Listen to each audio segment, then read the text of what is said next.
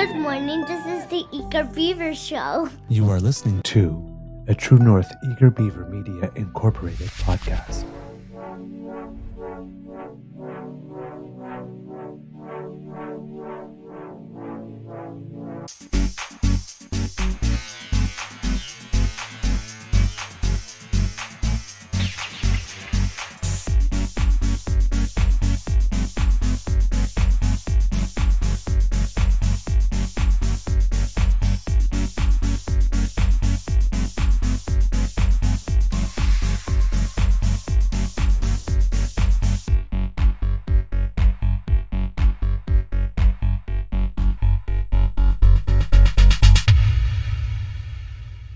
The True North Eager Beaver podcasts are proudly brought to you by our founding sponsors, the Misfit Mysteries from Corvid Moon Publishing, your source for science fiction, fantasy, and cozy mysteries featuring a broad diversity of characters, CanadianTarot.com, your uniquely Canadian online eclectic tarot community, and the Peppermaster, hot pepper sauces made from farm-fresh ingredients to thrill your taste buds and expand your mind.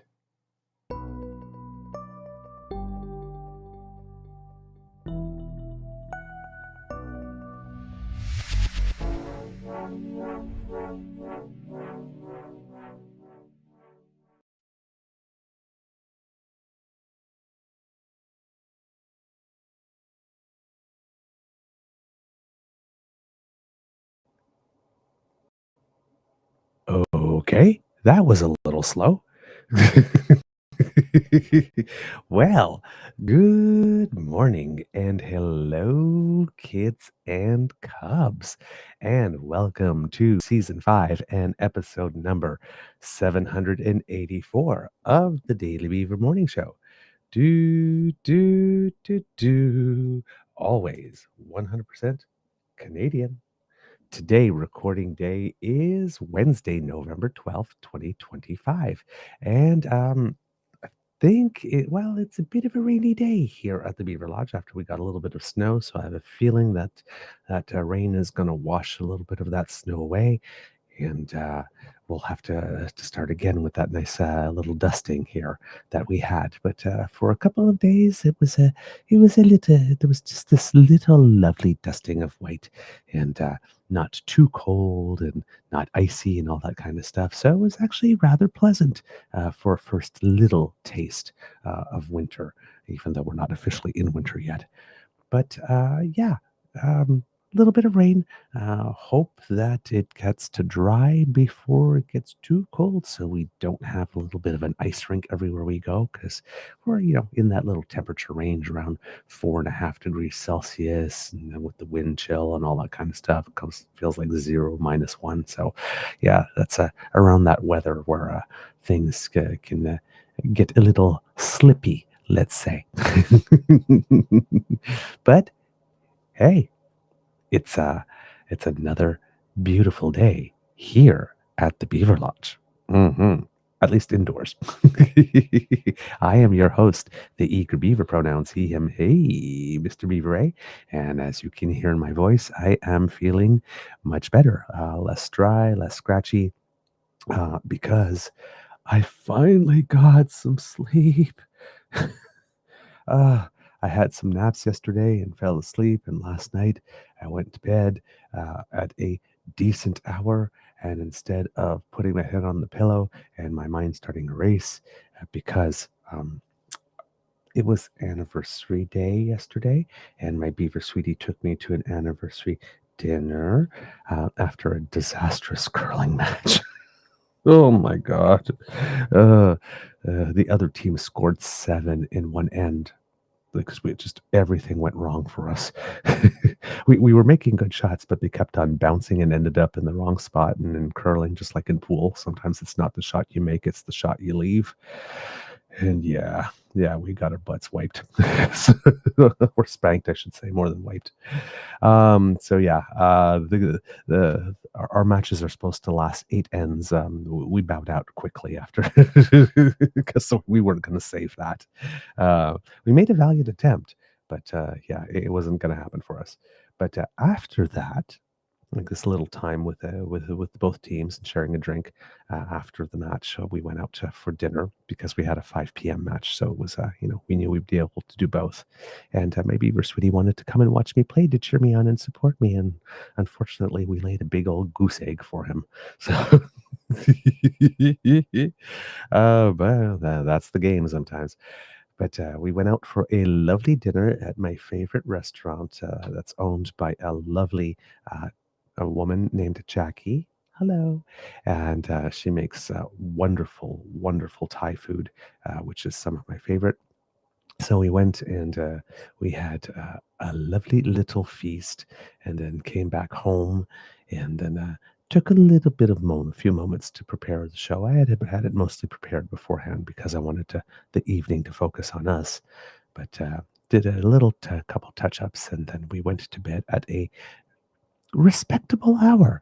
And my head hit the pillow and I fell asleep and I slept through almost all the way through.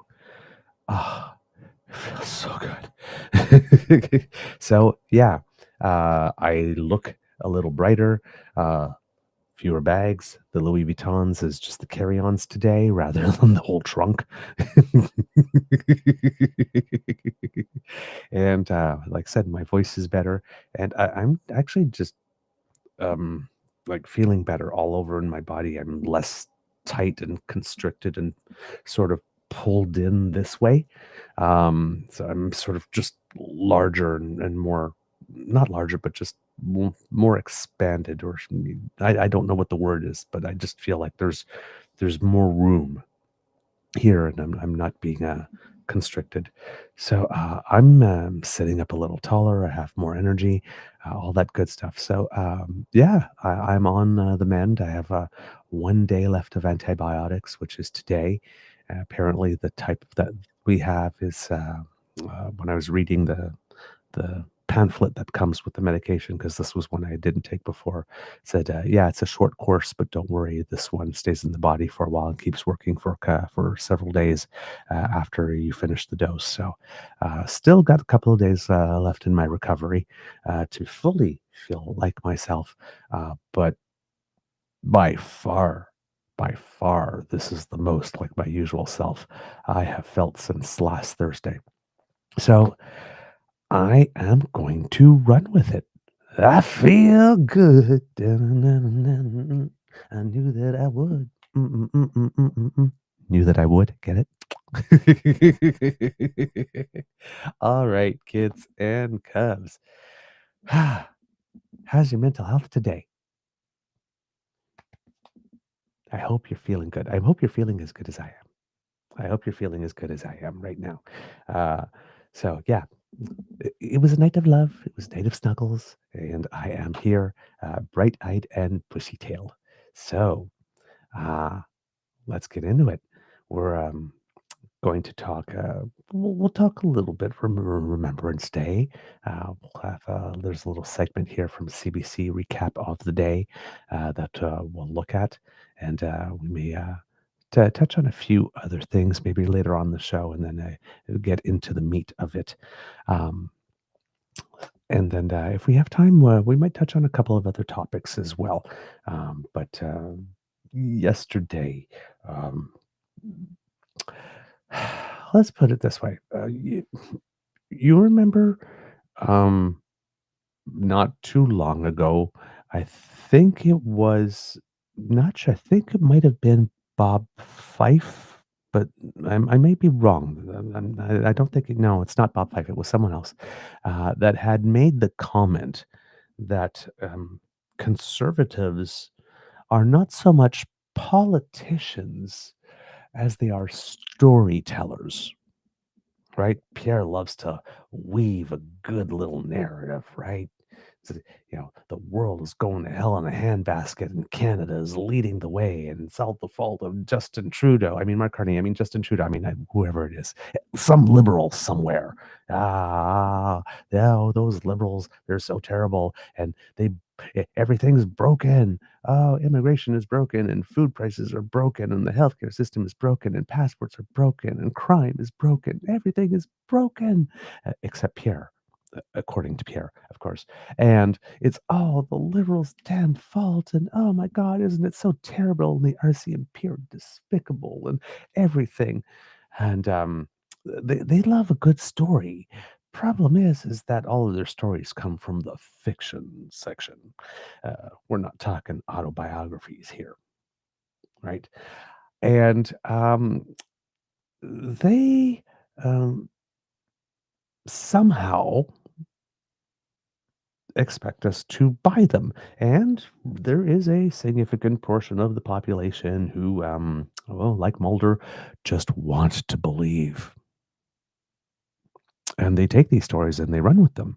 And they make it part of their identity, and and they go about and repeating these stories that are not anchored in reality. Well, yesterday they came out with a doozy of a story. Mm, they put a lot of work into this one.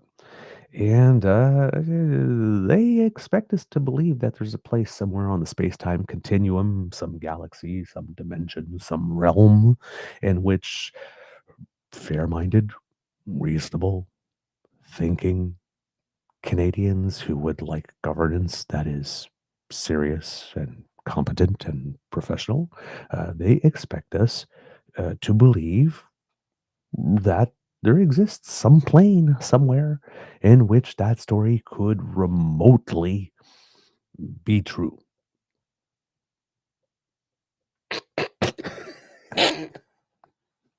I think you could tell by my voice and the setup um, that the shorter version of all of that is the conservatives served us up a big bag of bullshit. Yep, big bag or big bowl of yep. Just morning bowl of bullshit with a nice milk on it, a little sprinkling of brown sugar, you know, maybe some raisins.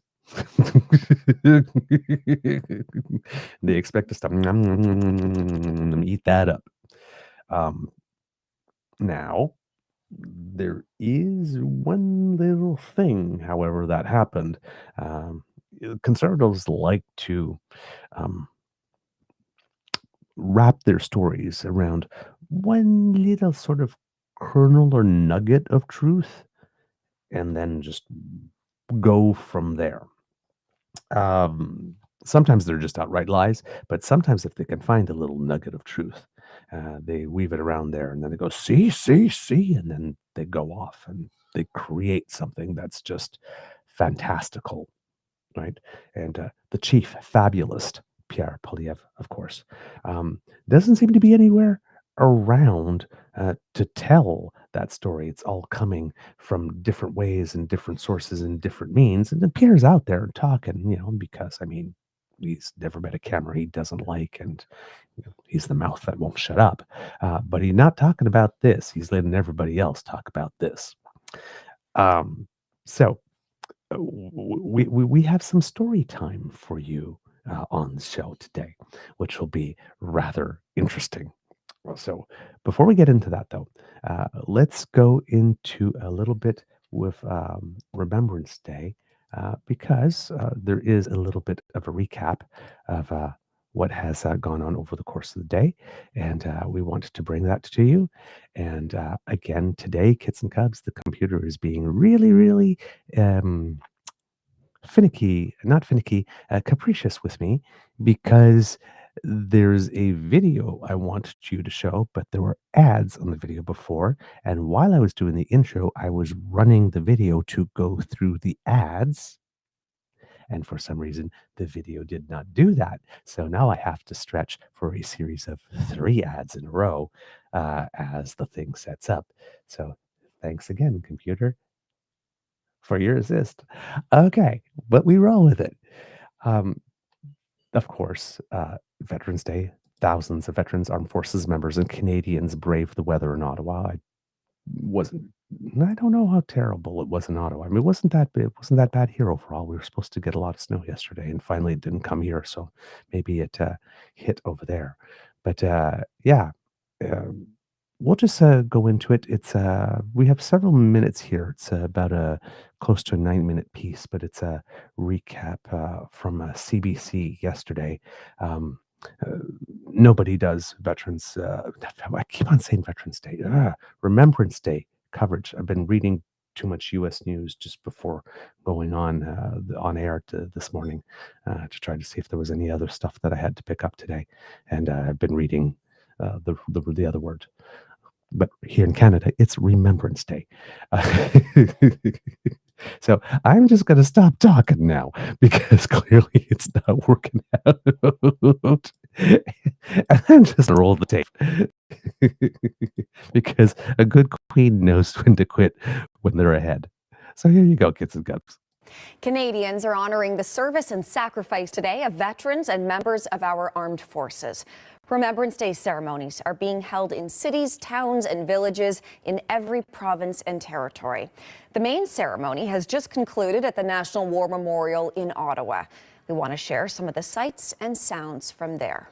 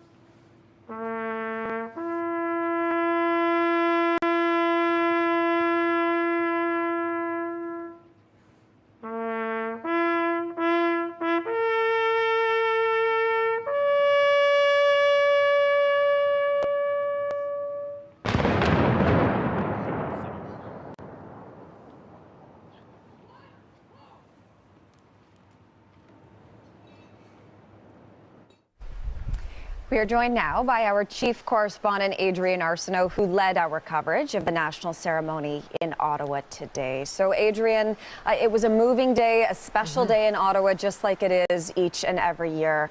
I'm hoping that you can take us through some of the highlights, though, and some of what stood out to you as you watched the commemoration unfold. Oh, hi, Hillary. Absolutely. It's special every year, and yet it's somehow different every year, even though the ceremony itself is almost precisely the same. There's always a different sort of character to the day, and I think, you know, any recollections have to begin with the veterans. I mean, we are talking about the 80th anniversary of the end of the Second World War, and it's cold out here, and who should be out here all wrapped up but raring to go, but several veterans. 103, Ed Stafford is 104. He was in Toronto. Ernie Friesen is out here. He is also over 100. And in at least one case, what struck me about one of the vets, Ernie Friesen, is that this is the first time he's been to the ceremony. And you hear him talk, and he sounds like a little kid again. And you ask, you know, Ashley asked him who he's thinking of, and they're all thinking of their buddies. They're all thinking of who they were as teenagers, as young men. You know, we see them as old men now, and they just talk about who they were as young people. And it's that continuity and those stories that resonate every year, and also the fact, Hillary, that we keep learning more and more. I mean, a few years ago we started talking more vigorously about the women who served, the code breakers, the likes of Elsa Lassard, who's no longer here. We're talking more, and not enough, but a bit more about the Indigenous veterans, and the reality that some of the hardest days they had were not necessarily just those days in war, but when they came home and realized they weren't perceived as equal anymore, that they were perceived as more equal on the battlefield, but then they couldn't get served in bars or taverns back here at home. So it's just I think what sticks with me on this day is how much work there is to do, how much of an act remembrance is, what it asks of us, and also how determined people are to give it. How determined they are to give it. And like you're saying, despite the fact that it's a cold, wintry day in Ottawa. We can see the snow there behind you on the National War Memorial. I saw it a few moments ago on the Peace Tower as well in Ottawa. Did that impact today's ceremony at all? You know, in some ways, there are things you didn't see because of it. The CF-18s, the Hornets, they couldn't do the flyover. We did see one Black Hawk helicopter. That was an RCMP Black Hawk helicopter. It sort of represents the protection of the border currently. So it's affected what you don't see. There's this lovely thing at the Canadian War Museum. There is a headstone of the tomb of the unknown soldier that is positioned in such a way that at the 11th hour and the 11th day of the 11th month, there is a beam of light that will illuminate that headstone. Well, the sun waited until after 11 o'clock to emerge, but still there was a little bit more light. So yes, it affected it because of what you didn't see. But the streets were still pretty thick here. If you saw people laying down their poppies at the end, that went on for a good 45 minutes after the end of the service. No one was going anywhere. And again, it's the very least we can do is to physically show up for people who have given everything for the protection of this country we love. And always so special then, of course, to see both the old but then the young as well, who, like you say, do continue to show up at the least that we can all do, like you're saying there, Adrian.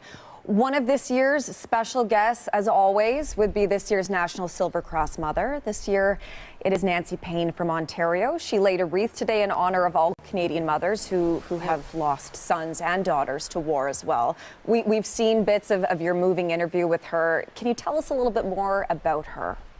Oh, Nancy's fantastic. Nancy welcomes you into her home with hugs and offers of cups of tea, and there are pictures everywhere of her sons, Randy and Chris. It was Corporal Randy Payne, who she was laying a wreath for in particular today as a National Silver Cross Mother. She was nervous about being here, so having a little sense of her, I was nervous for her, but she said that she knew that Randy would be saying, "Come on, Mom. You know, you got to do it. You can do it." And she knew that was sort of jet fuel for her to be there today. She did a fantastic job. This is a big ask to be the National Silver Cross Mother, because it's not simply what we see is the laying of the wreath, but what we don't see is that they spend a year connecting and dealing with other families and working with them and giving speeches. That is a lot. And, she lost her son in 2006, so she has lived alongside that loss and alongside that grief for a long time. And so having these conversations again, you see it puts a smile on her face, because she talks about how cheeky Randy was, what a charming man he was, how much fun he was, but also it just, that middle of the night phone call that must be the worst moment in a parent's life ever. It gets relived again. So it takes a lot of strength to do this. She did it with grace, as all these Silver Cross mothers are. They are an incredible group of people who are in a club they don't want to be in. And of course, we're all grateful, not just to her, Adrian, but to her son as well, who, like you were just made the ultimate sacrifice nearly 20 years ago. Okay, Adrian, good to speak with you. We do appreciate all of this, all of the coverage. Thank you. That was CBC News Chief Correspondent Adrian Arsenault. And there you have it, kits and cubs. A little bit of a taste of what happened for Remembrance Day in Ottawa, the ceremonies, in case you didn't get to watch them yesterday. So a little short synopsis. There's a couple of other little bits of news. One that I saw this morning that has me wanting to find out more. This is according to Murray Brewster, of course, who is the reporter from CBC who tends to bring us stuff about the military. And it says here, The new federal budget, if it passes, will change the way disability benefits are calculated, and that has the country's military veterans worried that they'll face a less generous system in the future. The fiscal plan tabled by Finance Minister François-Philippe Champagne on November 4th proposes to modify the indexing formula so that it is calculated solely on the basis of the Consumer Price Index, CPI, or cost of living. The change would come into effect on January 1st, 2027. Let's see. Up until this point, the benefits annual increase has been calculated using either the CPI or the average of a basket of public service salaries, whichever is greater. It is an important, generous distinction in the system which veterans successfully lobbied for in the 1980s. Prime Minister Mark Carney's Liberal government will have to amend legislation in order to take the system back to what it was more than 40 years ago. Veterans Affairs Minister Jill McKnight acknowledged on Tuesday, following the annual Remembrance Day service in Ottawa, that changes are on the way. Quote, "What we're doing is making an adjustment to bring it in line with many other services and benefits that are offered and bringing it in line across government for consistency," McKnight told CBC News in an interview. She emphasized that the government is not withdrawing or canceling any benefits, just realigning the system to ensure consistency. McKnight was repeatedly asked whether that means veterans will receive less than they might have under the current either-or system of benefit increases. The minister said it's difficult to know. Quote, "Each individual veteran has unique experiences, time, and service release, so it'll depend on each individual circumstance," said McKnight, who also emphasized the budget's investment of more than $180 million in improving the benefits delivery system. I'm not sure how that answer particularly applies here, because if um, this is about disability benefits, so I want to make it clear that this is not about veterans benefits specifically. This is about overall disability benefits that apply to everyone, whether one's a veteran or not.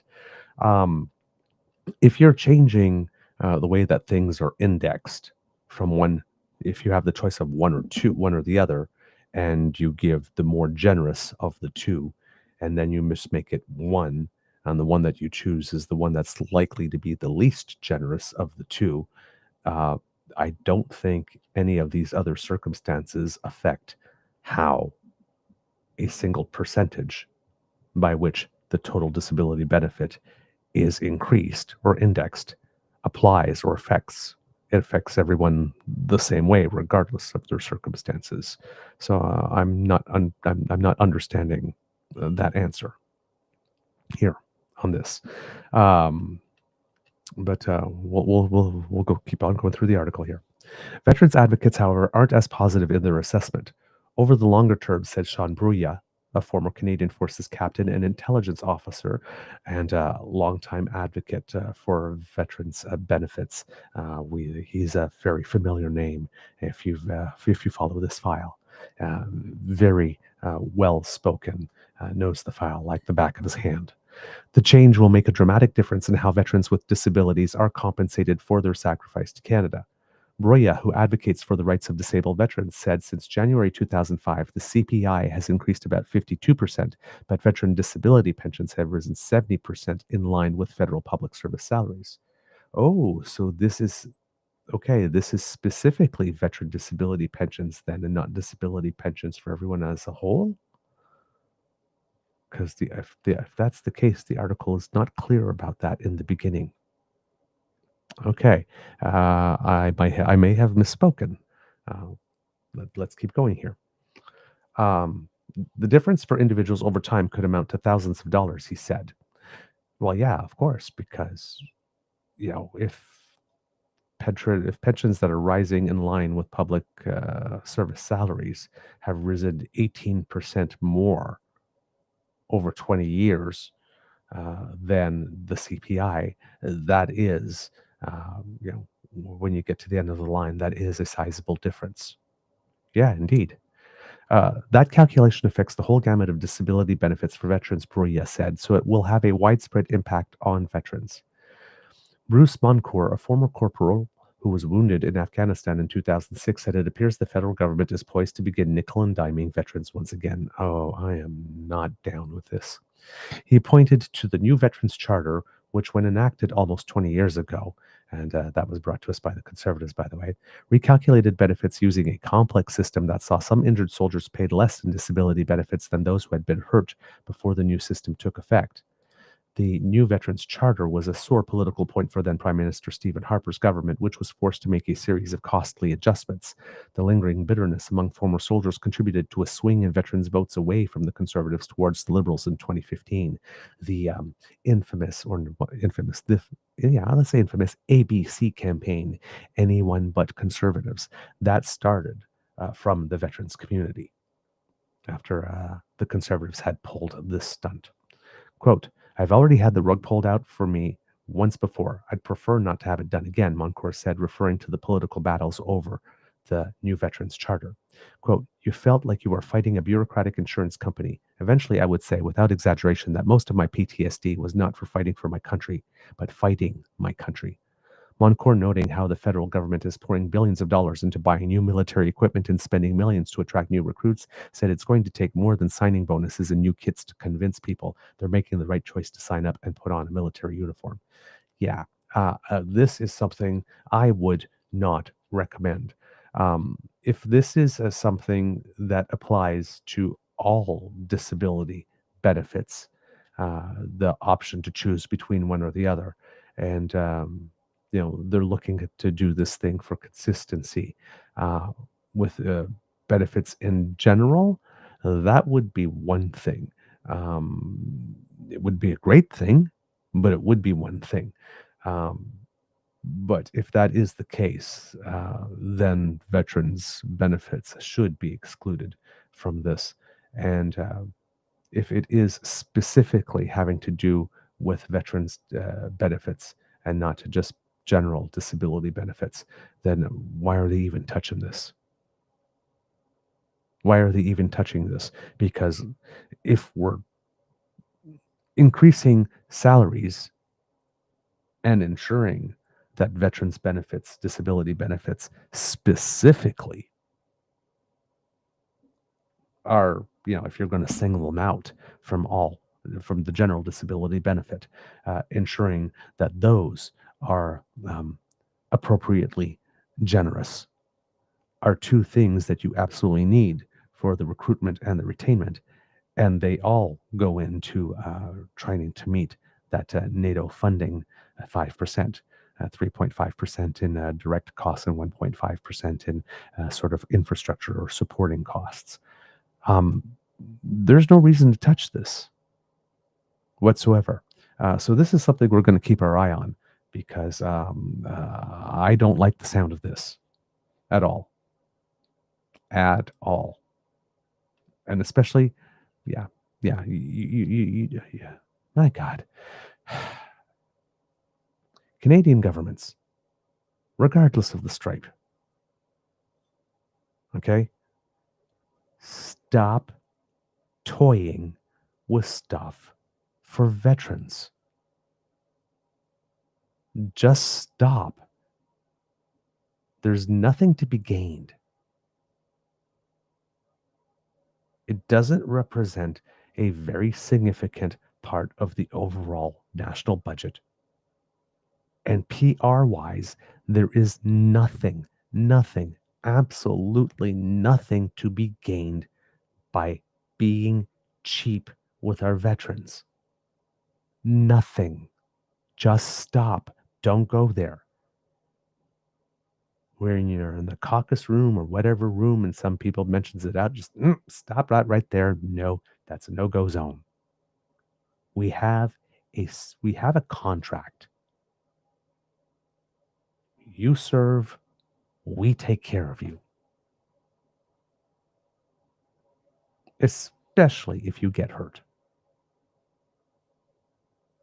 That's the deal. Stop trying to change the terms of the deal. There's hardly anybody in Canada that's going to balk, that's going to protest at the fact that we are doing right by our veterans. Just stop. Stop. Don't even have the conversation. Don't even entertain the idea. There is nothing in it for you. and whatever savings that you think you can score are immaterial in the long run.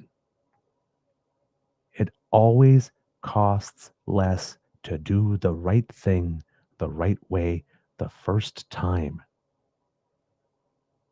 Stop screwing with our vets. This is not hard. I don't know. For me, when this topic comes up and people start entertaining it, it's not a question of what are you thinking, it's are you thinking? It's just that simple. I do not get this. All right. Moving on, kids and cubs, to story time with conservatives. All right, kids and cubs. As you know, oh boy, oh boy, oh boy, oh boy, there has been a lot going on with regard to well, the Conservative Party of Canada. Um, as you know, short Cole's Notes version. The Conservatives have been in a rather downward spiral for the better part of the last let's say the last month or so. And it's completely unprovoked. They just decided that, they were walking down the street, doody doody doody doo, and oh, look, a manhole. Let's step into it. Whoop. Just right. Nobody pushed them into this. Nobody laid out a trap. No, nothing. Pierre went on a friendly podcast, Northern Perspectives, and then was asked about liberal corruption. That liberal corruption, that corruption that 1/3 of which the liberals, who've been one half of the parties who have governed Canada, have engaged in since the beginning of time. That whole 1/3. Who's responsible for the other 2/3? I guess the other party that was in charge. And in charge much less often. They like to pack the corruption in when they get the chance, you see. But let's forget the fact that the people who asked this question to try to make liberals look bad didn't notice that in the asking of the question, they were telling on themselves. And then Pierre, rather than just talking in general about corruption, then decided to go in and make some swipes at the RCMP, from which caused a lot of consternation within his party. And kept on hearing that as a result of that, there were some people that might be choosing to look at Pierre in a different light. And that there were maybe about 2 to 5 of them that were particularly upset about this. And then there was the whole story that they told us, no, no, no, no, no. We don't mean current leadership, even though we made those comments in the present. And we don't mean the entire leadership. We mean the former commissioner of the RCMP, who happens to be a woman. But not you, current commissioner, who was the deputy commissioner at the time, the commissioner that we now say that these comments apply to, and only her. Okay. And we were supposed to believe that. We were supposed to believe that. And then, well, PeePee decided that he was going to start telling sex jokes, and then that didn't really work out for him. And then PeePee decided that, well, he was, I guess, internally going to start this is something that he's been doing for a long time, as we noted on our Monday show, but, exerting the pressure and all that kind of stuff. And, on budget day, 2 hours before the budget was read, one conservative MP, there was a news that came out in Politico that said that he might be looking to cross the floor to the Liberals.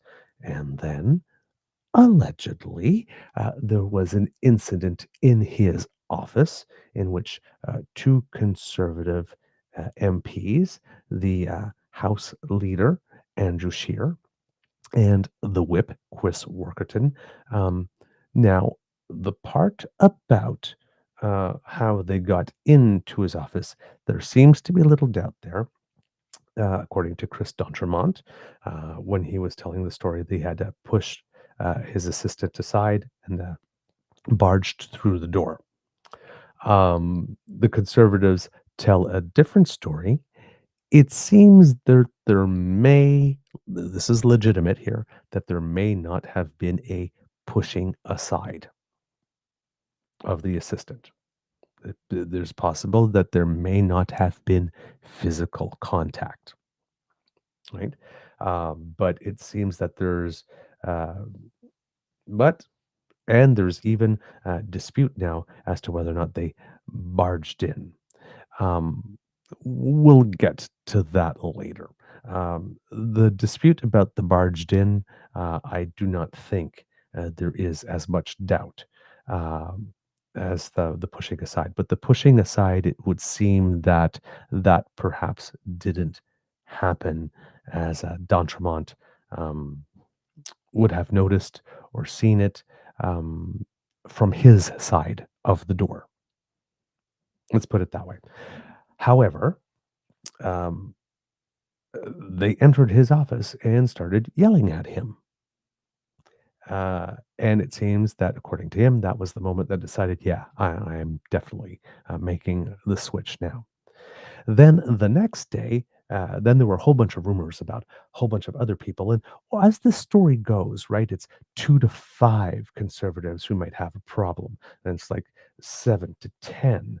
And nowadays, the stories are out there is it's 10 to 15 and potentially even 20. So every time we keep on hearing what the turmoil is going on in the conservative side, it keeps on seeming that there are more and more people starting to come, if not come to the conclusion that Pierre may not be all that in a bag of chips. Um, that uh, maybe I should be seriously considering certain life choices, so to speak. That number keeps on growing. So according to the pundits and the journalists and the investigative journalists that are looking into this, and the political reporters, and that whole team.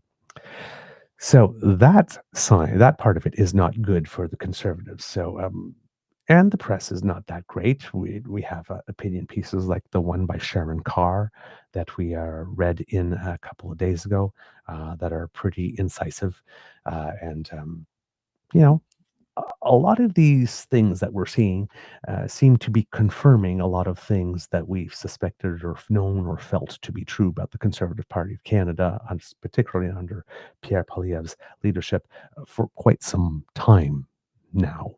And it's just sort of all coming up. Then the next day, Matt Genereux, an MP conservative from Alberta, the Edmonton area, announces that he is just up and quitting politics. Now, he was an MP that was rumored, very much rumored, to also be considering crossing the floor, also somewhat of a moderate, also, like D'Entremont, some person that sees value in the contributions of members from all sides of the House. And in the Conservative Party of Canada, which is now sort of a purity test operation, if you are able to find something good, if you're able to sit across the table and have a civil conversation, fraternize with someone from another party, if you're able to show up at a funding announcement, right? This has happened to the Conservatives before. Under Trudeau, there was a funding announcement under the Housing Accelerator Fund, and in a riding that in which a Conservative MP is seating, and they were invited to the announcement. Uh, on a few occasions, some Conservatives went, and when they went, ooh, boy, did they ever get punished for that. So, but for those MPs that are able to see good in people that wear a team jersey that is any color but conservative blue, well, they're not true blue. They're not real conservatives, and therefore they must go. Well, Matt Regeneru was one of those people that could see the good in people from other sides. And it would seem that he had a meeting with Prime Minister Mark Carney himself, right? So Chris D'Entremont did on the Monday. It seems Tuesday during question period, budget day, Matt Generou had a meeting with Prime Minister Mark Carney.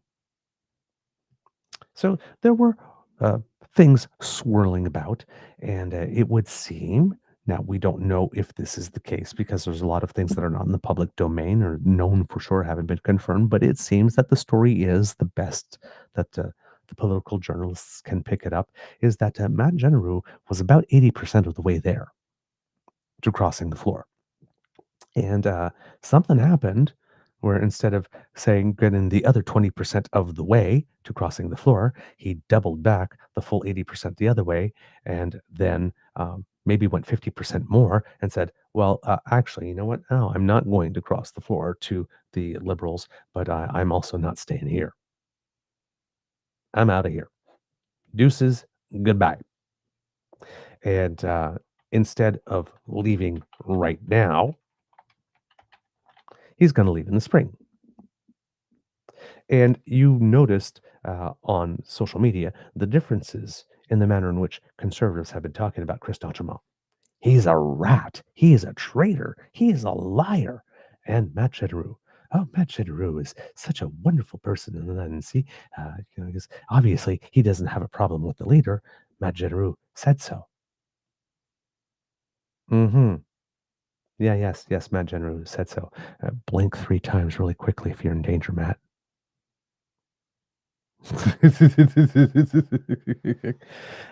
But with that, however, there was a whole thing with Matt very specifically stating that he would really like people to leave his family alone. And that he absolutely, most definitely absolutely was not coerced. Notice what I'm doing here. Right? I was not coerced at all. My body language and my words are sending you two completely different messages. I definitely was not coerced. hmm We're supposed to believe that the party of bullying tactics and intimidation and smearing and lying and just making shit up would be beyond coercion. Even though we know they keep Oppo research on their own members, even though we know that they have staffers monitoring them when they're giving interviews to press outlets. They're there on the side, sort of like, what are you saying? Taking little notes. Oh, we saw you in the parliamentary cafeteria. You were sitting a little too close to someone who likes to wear orange. Need to put that down on the file. But there was no coercion. We are supposed to believe. And Matt, again, right? Matt says he has no problem with the leadership. And Matt says he wasn't coerced. Look, he said it himself. If you want to know if he's been coerced, well, yeah, listen to Matt. Now, of course, Matt, by resigning in the spring, of course, creates a situation where well, there can't be a by-election before Pierre's leadership review, and a by-election that Pierre could, or the Conservative Party could very potentially lose in Edmonton, particularly since progressive conservative-minded Canadians really seem to like Mark Carney much more than they like Pierre Poilièvre. So, yeah, they made sure they um, tidied up that little potential mess. And now, Matt Generou, even though it is November 12th, And even though he's going to step aside sometime in the spring, apparently, like Damien Couric, who announced really early that he was going to uh, give up his seat. Yes, but he didn't give it up right away. He waited a little bit. Yes, but he too made one last speech in the House and then waited a few weeks yet before he resigned his seat. Because I guess since the Conservatives knew that Mark Carney wasn't going to play games, they needed a couple of extra weeks to get ready for that by-election. So Damien Couric basically left the seat unoccupied for a couple of weeks while the Conservative machine could get itself in order. And then when they were ready to go, he stepped aside. So, by the way, we paid for that. We paid for the whole by-election, but we paid Damien Couric's salary and benefits and everything for the entire time he was not in that seat while the Conservatives were getting their crap together, because they didn't really expect Mark Carney to follow through with going ahead with the by-election right away. But then when they realized he was serious, I said, yeah, okay, you resigned now, but don't give up the seat just now. We're not ready. Well, Matt Generou's doing the same thing now. Well, Matt Generou. Um, uh, Matt Generou, definitely not at the Conservative Party of Canada or Pierre Poilièvre's urging or behest, is now essentially leaving an empty seat for several months. He'll still keep getting paid. We'll still be paying salary and benefits for Matt, but again, all to protect and preserve tiny, small, petty, and well, I shouldn't use petty for Pierre. It's not like I'm above petty, but entitled and very, very, very, very, very fragile Pierre. So Pierre has lost 2 MPs. And the press is not good. Now, Conservatives always complain, oh, we get terrible press, we get terrible press. And I keep on saying, well, you get terrible press because you do terrible things.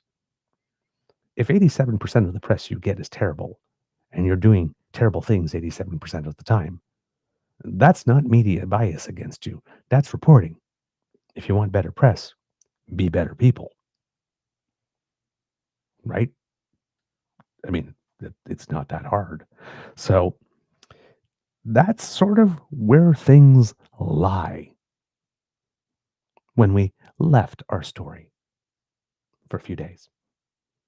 But now we're back to our regular story. And, yeah, there's some interesting tales going on here. So, on Power and Politics yesterday, they got into this, and there was a very interesting discussion. And the highlight of this discussion was a comment by NDP associated pundit Brad Levine. And we're going to get to that. But first, kids and cubs, lay back for story time with conservatives.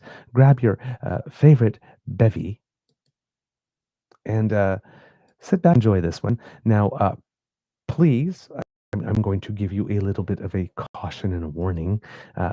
Please, oh my God, where have I been? There we go. Let's get me back down there. Please time your sips accordingly, because you might have a few spit takes. So I'm giving a spit take trigger warning here. The first one ever in our history. But you will come to appreciate that this was necessary. Here we go. Nova Scotia MP Chris D'Entremont says his decision to cross the floor to the Liberals was sealed after a visit to his office by Conservative House Leader Andrew Scheer and Conservative Party Whip Chris Workington. The meeting happened on Budget Day after Politico broke the news that D'Entremont was on the verge of defection. Now, all sides agree there was a meeting, but the agreement ends there, based on very different versions of that meeting from D'Entremont in a CBC interview and the Conservatives in a statement. You know, I had the leader, the House Leader and the Whip barge into my office, you know, push my assistant aside, rush in, push, take the door and just push it wide open. When Mr. D'Entremont's assistant opened the door was open wide enough to come through, so they calmly entered into the reception area. Mr. D'Entremont came out of his office and invited Mr. Scheer and Mr. Workington to come inside and take a seat. To sit there and, you know, tell me how much of a snake I really was, and turning my back on my constituents and the people that voted for me, and really underline the situation that I made this decision. They took a seat in the office and sat for a moment before Mr. Scheer calmly asked Mr. D'Entremont if he was just considering this move, as was reported in the media, or if he had already made up his mind. At that point, Mr. D'Entremont confirmed that the arrangement to join the Liberal caucus was complete. This was not, it wasn't about, hey man, maybe you're not doing well, maybe we've misunderstood what your objectives were. There was none of that. Mr. Scheer reminded Mr. D'Entremont of the efforts his Conservative colleagues made to try and support his election to the role of Speaker of the House. He wondered aloud that if the Conservative caucus had selected Mr. D'Entremont to be the Deputy Speaker, he would not have taken the decision to join the Liberals. Mr. D'Entremont replied, "That's probably right." Yeah, of course that made me a little upset, but I'm an adult and I moved on. Mr. Workington pointed out that last week you told me you would never cross the floor. Mr. D'Entremont's response was, "I guess it is what it is." Mr. Scheer responded in a calm and measured voice to inform Mr. D'Entremont that his decision could not be taken for noble reasons, and that deep down he would know that turning his back on friends and the people who elected him are the actions of a snake. It was just, how dare you do that? How dare you? And it really pushed me to a point where it's like, okay, well, I guess my decision is made for sure now. Mr. Scheer signaled his disappointment and stated he did not wish to remain in the meeting as he did not want to become frustrated. He then quietly left the room. Mr. Workington remained in the office and sat with Mr. D'Entremont. Mr. Workington asked Mr. D'Entremont again if the decision was final. Mr. D'Entremont confirmed that it was a done deal. He mentioned that it did not happen in the way he intended. Mr. Workington expressed his disappointment and shook Mr. D'Entremont's hand before leaving the meeting. Okay, some discrepancies there. Let's bring in some discrepancies there. All right, kids and cubs. So that's the Conservative Party version of the story. Now, before we get into anything, which version of the story are you more likely to believe? Based on everything in the public domain about either Chris D'Entremont or the Conservative Party of Canada, and in particular, Andrew Scheer and Chris Workington. Give you a couple seconds. Oh, it didn't take you that long? Oh, okay. You didn't need the full 3 seconds, did you? Okay. Yeah. Right. Does any of this version of the story sound remotely like anything we know to be true about conservatives, particularly this version, Poilièvre conservatives? Calm, reasonable. We were calmly talking in a measured voice. Really? Really? Girl, really?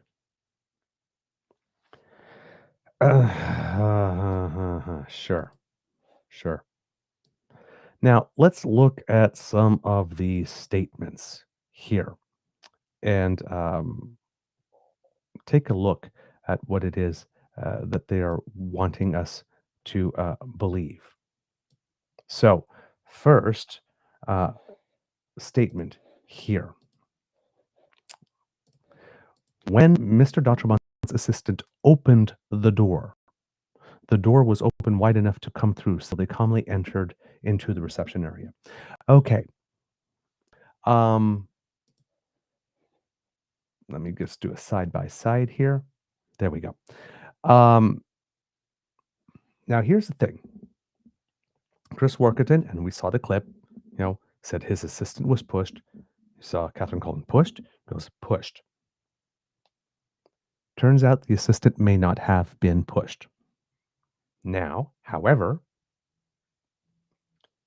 I need you to imagine a door, and there's two sides of the door. We're on Chris D'Entremont's side of the door. D'Entremont is in his office. Matt Genereux is with him because Mr. D'Entremont just saw the story appear in Politico, and that's not how he wanted the news to get out. So apparently he turned white, went to his office. Apparently Matt Genereux went to follow. Now, I don't know if he followed immediately or whatnot, but eventually went there. They are friends, colleagues. I'm sure that Mr. Genereux wanted to see if Mr. D'Entremont was okay, was all right. What do we do now? What do you do now? That type of stuff. And all of a sudden, so they're probably in conversation. All of a sudden, two people are coming through the door, according to D'Entremont. How dare you? Now, whether the assistant was pushed or not, because how is D'Entremont really going to see this from his side of the door? Really? So this may be, there's something I call, in a narrative, there are sometimes blanks in a narrative that people fill in with what they want, need, assume to be true. If you are in your office and you have an assistant and somebody just comes through the door who is not your assistant and they have not been announced, what would you assume? That somebody pushed by your assistant and just barged in. So Chris D'Entremont may have not known for a fact whether the assistant was pushed,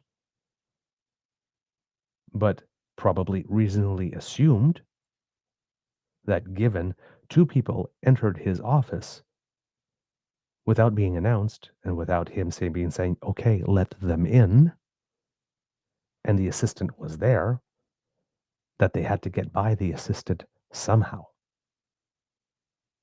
That the assistant wouldn't just let them come in, especially if he's in a meeting with someone else. Right? So whether the assistant was pushed or not, they entered his office. It's not like they went to the assistant and said, we're here to see Mr. D'Entremont. Well, he's busy right now. If he would just have a seat, when he's done, I'll announce you. No, they went in. And this statement here is, when Mr. D'Entremont's assistant opened the door. Really? Really? The assistant knows that Matt Genereux is in the office with Chris D'Entremont. He's actually in there with someone. What assistant would say, oh, yes, he's in a meeting with someone, but here, come right in. Interrupt it. When would that ever happen? When Mr. D'Entremont's assistant opened the door was open wide enough to come through, so they calmly entered into the reception area. Well, yes, of course, if someone's going to open the door for you, they will open it wide enough for you to come in. Why would you feel the need to state that the assistant opened the door wide enough for you to come through so you didn't have to barge in? And then we're to believe that the assistant willingly opened the door so that two people could come in and like that the assistant would not be aware that that article appeared in Politico and what that would mean. And just let them in. Hi, we're here to see Mr. Donchama. Oh yes, come in. Doody doody doody doo. Hi, Chris. How you doing? We're supposed to believe that that's the way it went down. We're supposed to believe that Andrew Scheer, upon reading in Workington, and if you check their Twitter feeds and any video of them making public statements, and then compare that behavior to this behavior being described there. And we're supposed to believe that these are the same people, that a party like the Conservative Party of Canada, with a control freak leader like Pierre Poilièvre, who gets involved, as we saw in the election campaign, in writing nominations, keeping out the unpure, like Sabrina Maddow and Caroline Meehan, for example, right?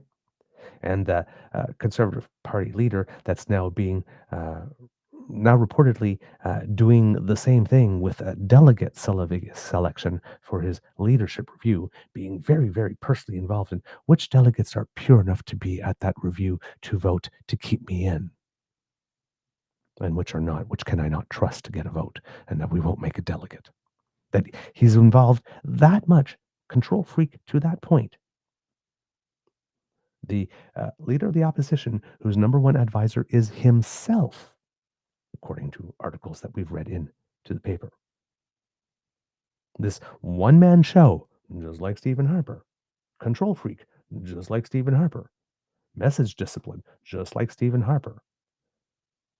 People being monitored, just like Stephen Harper. Dishing out punishments, just like Stephen Harper. If you ever dare think of leaving us, we will ruin you. Just like Stephen Harper. More on that later. That this guy and the people who work for him calmly entered into the room.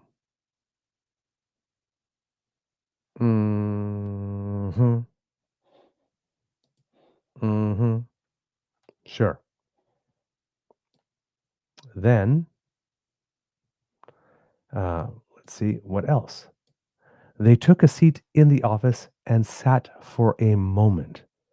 They were so calm that after they entered, they sit in the chair and they sat for a moment.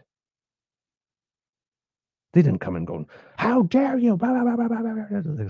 They entered calmly and they sat for a moment.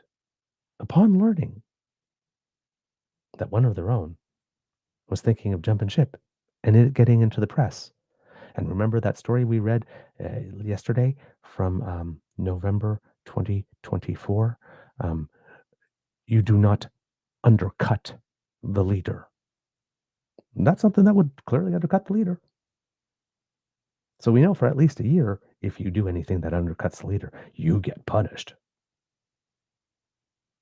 That they just entered the room and actually sat for a moment before Mr. Scheer calmly. This is now 4 instances where they're putting the emphasis on we were calm. Asked Mr. D'Entremont if he was just considering this move. Mr. D'Entremont was like, they weren't like, they didn't come in and say like, "Are you okay?" But they're saying, "Yeah, have you already made up your mind? Have you?" And at that point, Mr. D'Entremont confirmed that the arrangement to join the Liberal caucus was complete. Mr. D'Entremont claims that was after this encounter that it was complete. So conservatives here are claiming that there's a little bit of time travel here, that D'Entremont had actually confirmed to them before he actually confirmed to the Liberal Party that the arrangement was complete. Well, actually here they would say that the arrangement was complete, so he would have confirmed to the party already prior to the budget statement having been read, when D'Entremont said specifically he was waiting to hear what was going to be in it before making his final decision. So we're supposed to believe that. All right. Keep going through that statement. Mr. Scheer reminded Dr. Mott of the efforts his Conservative colleagues tried to make to support his election to the role of Speaker of the House. No, no. That's not what happened. That's not what happened.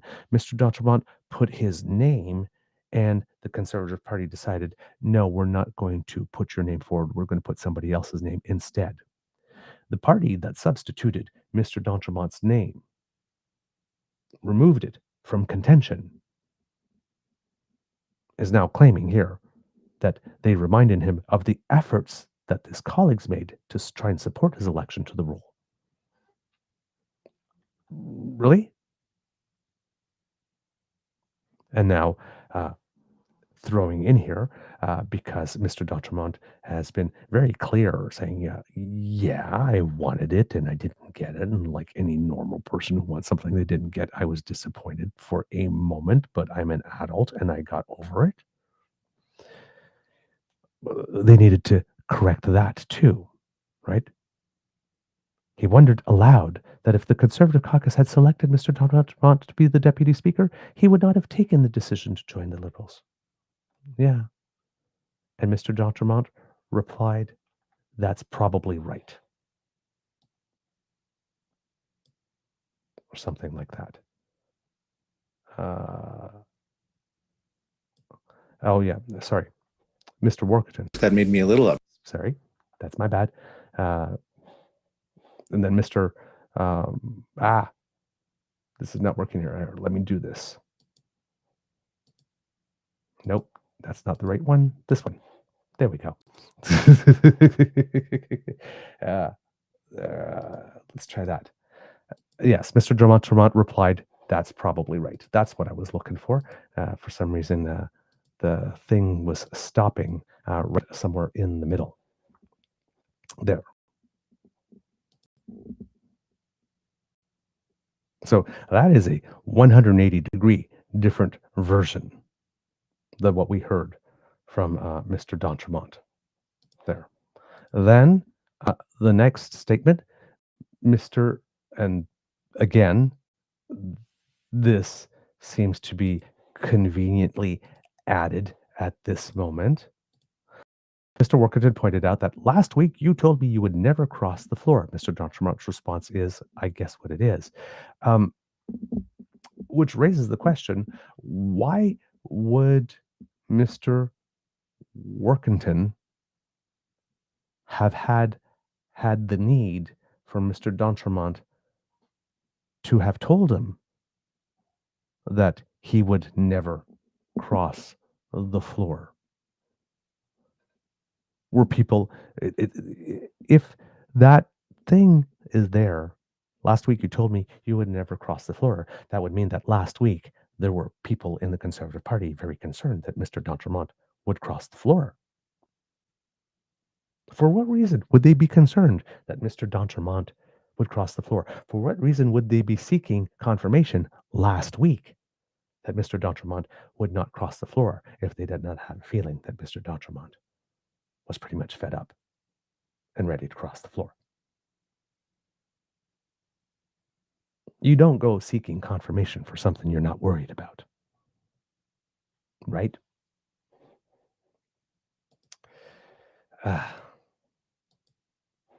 Let's keep going. What else do they have in this statement? Mr. Scheer, and here we go. Again, fifth. Mr. Scheer responded in a calm and measured voice. 6. Do we know Andrew Scheer to be calm and measured? I remember Andrew Scheer when he was the leader of the party. On one of the days that the SNC Lavalin thing came up, day one, he came to a microphone and stated that there was enough in the public domain already that would require the Prime Minister to resign, because that's a calm and measured conclusion based on half a day's reporting. Yes. In a common measured voice, that his decision could not be taken for noble reasons. Why not? And that deep down he would know he'd be just turning his back on friends. Which friends within the party? If last week they were seeking confirmation that he wasn't thinking about leaving, which friends?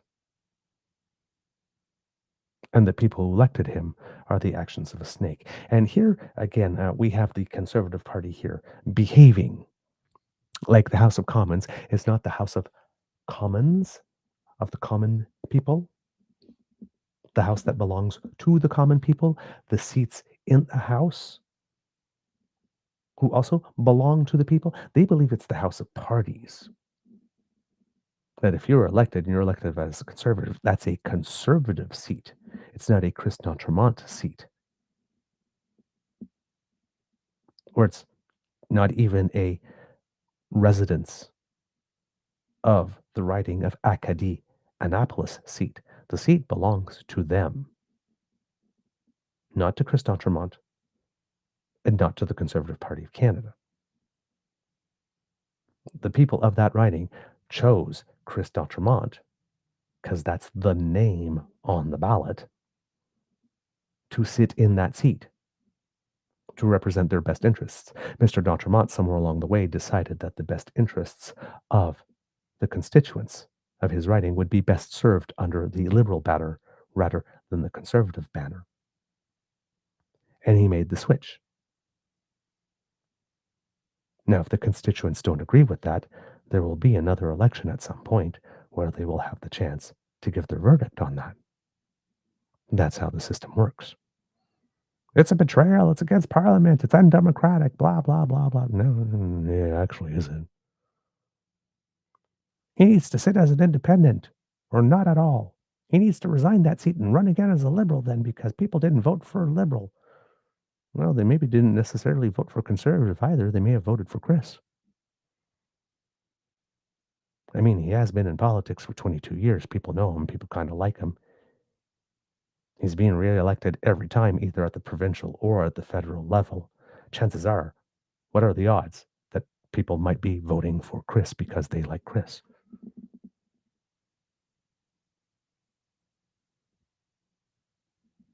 The Conservatives are behaving like it's their seat.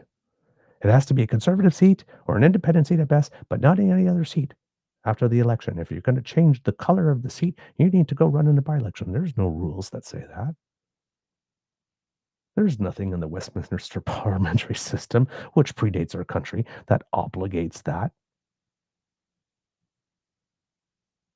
This is the summit of entitlement on the part of the Conservative Party of Canada, who, again, fail to remember that it's not the House of Parties.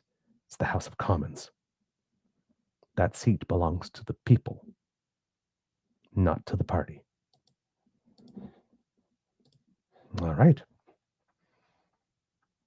And, of course, Andrew Scheer, in that statement here, it says, and deep down, he would know that turning his back on friends and the people who elected them are the actions of a snake. Does Andrew Scheer seem the type of person that would take the time to deliver in a common measured voice words and make the distinction between personalizing a behavior or talking about the behavior rather than the person? Now, this is something I do often, right? When somebody is being childish, I don't say, you're being childish. I say, you're behaving like a child, because you're childish is a statement about the person. You're behaving like a child is a statement about the behavior. Right? You have to be calm and be measured in order, especially in a moment of tension when things are escalating and escalating in such a way that people might become dysregulated in their behavior and then trying to make their dysregulation your dysregulation. to actually have the distance and the calm to make sure that the words you are choosing are focusing on the behavior and not accusatory of the person. Does Andrew Scheer strike you like the type of person that would not refrain from making accusatory statements about people to make sure that they are focused on their behavior, especially in a calm and measured voice? Yeah. There's nothing about these statements that reflect things that I know to be true about the Conservative Party of Canada.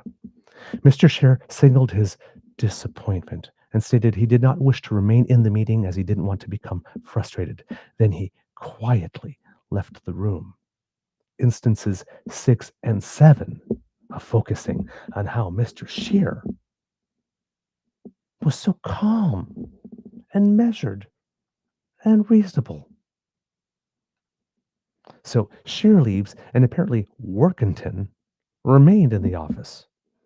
Sat with D'Entremont, and Workington asked D'Entremont if the decision was final.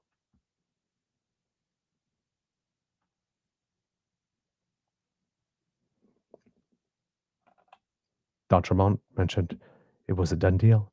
This is not the way I intended for it to happen, but this is how it happened. And then Workington expressed his disappointment. Notice that they're not saying in a common measured voice here. And shook Mr. D'Entremont's hand, which would, oh, well, then I'm disappointed. Shake hands before leaving the meeting. None of these things. None of this is behavior. I invite you to take a couple of minutes to check out Mr. Chris Workington's Twitter feed and see if the manner in which he expresses his disappointment on his Twitter feed is anyway similar to the manner in which it would appear that he expressed his disappointment here. Are any of you buying this, Kits and Cubs? That's a lot of stories. That's like every single element of what Chris D'Entremont has said. They countered with the 180-degree polar opposite.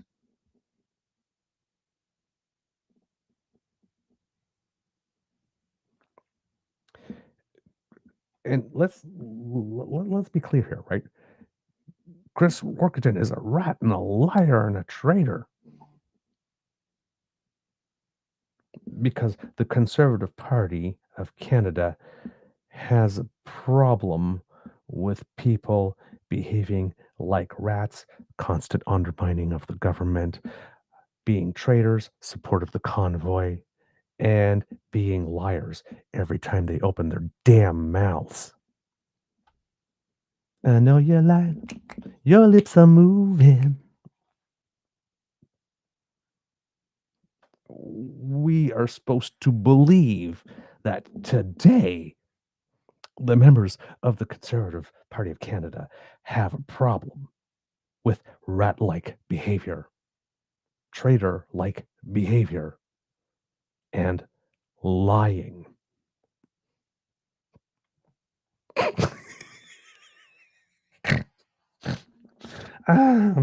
Which is their stock and trade. But they have a problem with this. This is behavior that is completely anathema to the Conservative brand. They are shocked, I tell you, that someone would be a rat and a traitor and a liar. They definitely don't stand for that. Not at all.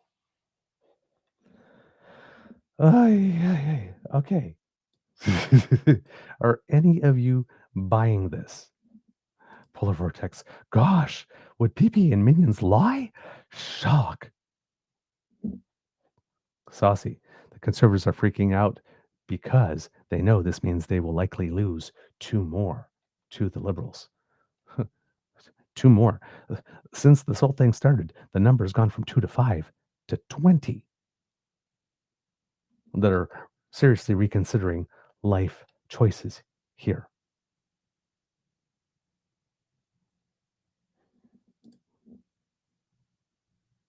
And I see comments here I'm not sure we really want to explore this avenue. I feel like there's a lot of stuff in the Liberal and NDP closets, pretty much all of it real freakouts. I would have to go look. Yeah, perhaps. But we're talking about this particular instance, right? It doesn't matter whether other parties do it, lie and whatnot. In this particular instance here, who's lying? Who's telling the truth? Or who's more likely to be, based on everything we know to be true, because it's in the public domain of all sides involved in this. Right? This is something that a lot of people in politics will do when they're looking at one specific instance. They'll go, yeah, but everybody else does it too. It's like, yeah, okay, and it can be wrong. Lying is wrong no matter who does it. But the fact that there's lying going on in whole other areas done by whole other people is absolutely irrelevant to who's lying now in this particular one. This is politics. There are no saints. There are no saints. But yeah, come on. Does anybody believe that this is the manner in which the Conservatives actually did behave? Or is this revision after the fact to try to make Chris Workington look bad? Not Chris Workington, to make Chris D'Entremont work bad. It's hard when everybody has the same name. Jeez. So,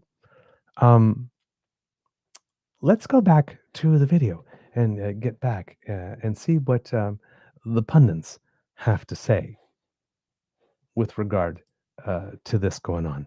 And I'm going to let it run for a little bit until we get to Brad Levine, because it would appear that Brad Levine has more skepticism. And throughout this segment, please pay attention to Rob Russo, the journalist, all the way, I believe, on the right, I believe on the screen will be.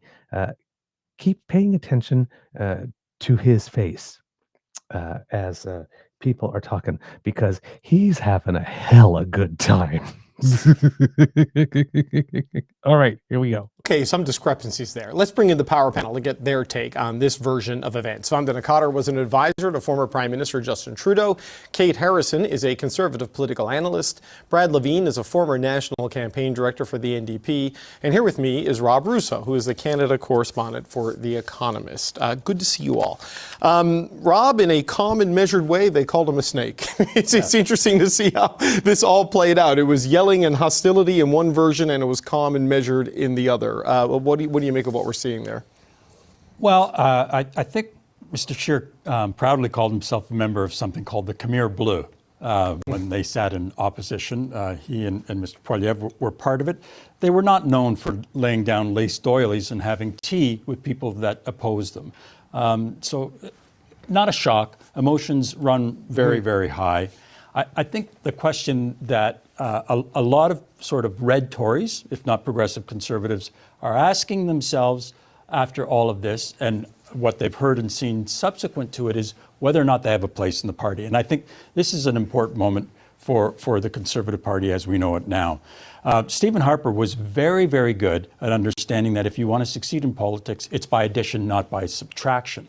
And there has been a tendency among conservatives of late to exclude people who are, they say, might not be true blue conservatives. I remember Aaron O'Toole had to call himself a true blue conservative because of similar suspicions. And the Conservatives can ill afford. They need to add, even though they did very, very well in the last election, got far more votes. Mr. Poilièvre said, we need 1 million more votes. That's what we need. They're not going to do it if they exclude progressive conservatives, and they are feeling excluded right now. Kate, what are your thoughts on what we're seeing here with the version laid out by Mr. D'Entremont in the interview with my colleague Catherine Cullen, and the sort of the written rebuttal from the opposition leader's office? This has been called a political soap opera for the last few days, and I think it's less Young and the Restless and more middle-aged and jittery. I felt like I was listening to the true crime podcast there with the two versions of events, and usually when you have two very different versions of events, the truth is frankly somewhere in the middle. To Rob's point, I agree that slicing and dicing of conservatism, red Tories over here, true blue conservatives over there, does not a majority government make.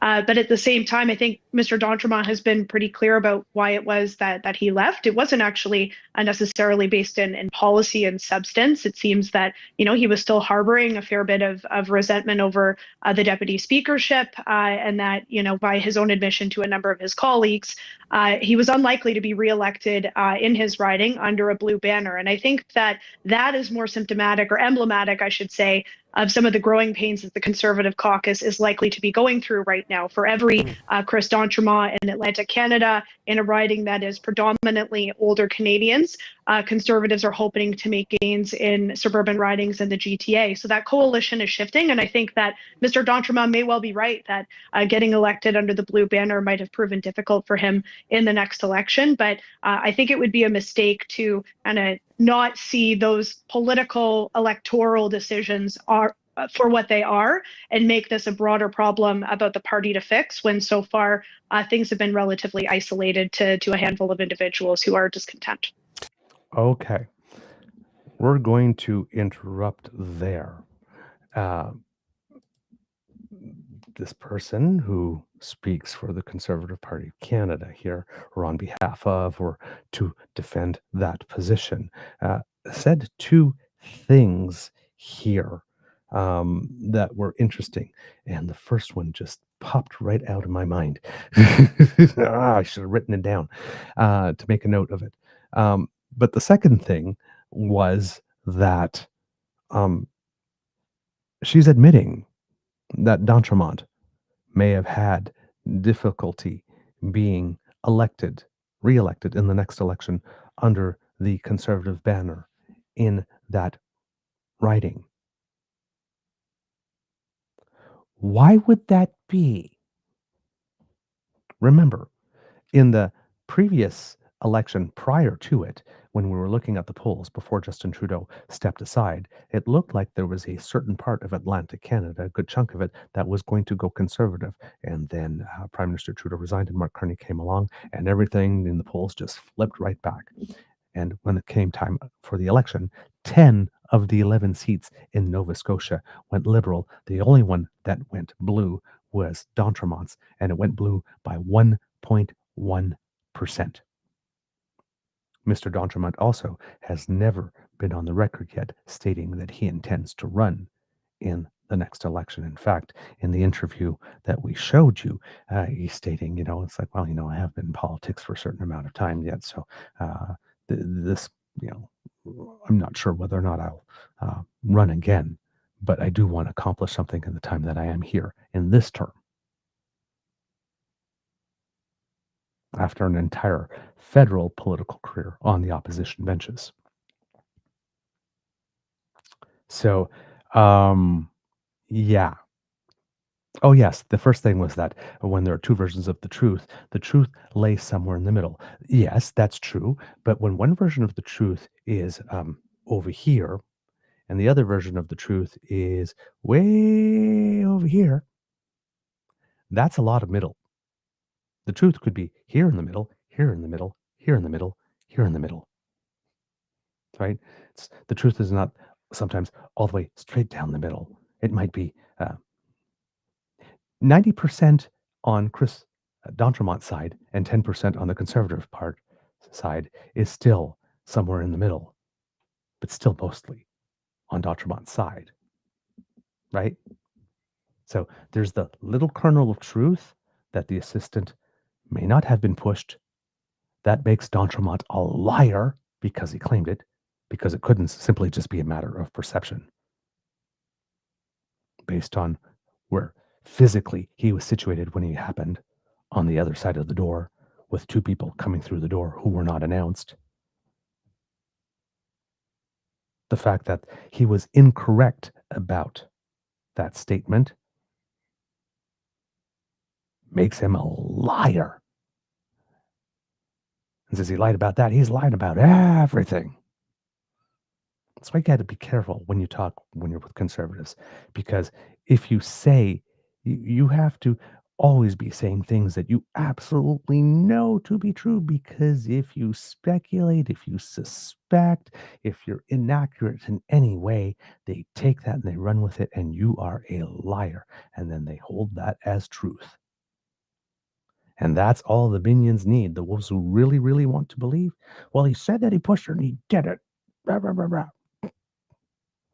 And then the rest is gone. Now the conservatives are going like this. He said, he tried to say that that his assistant was assaulted.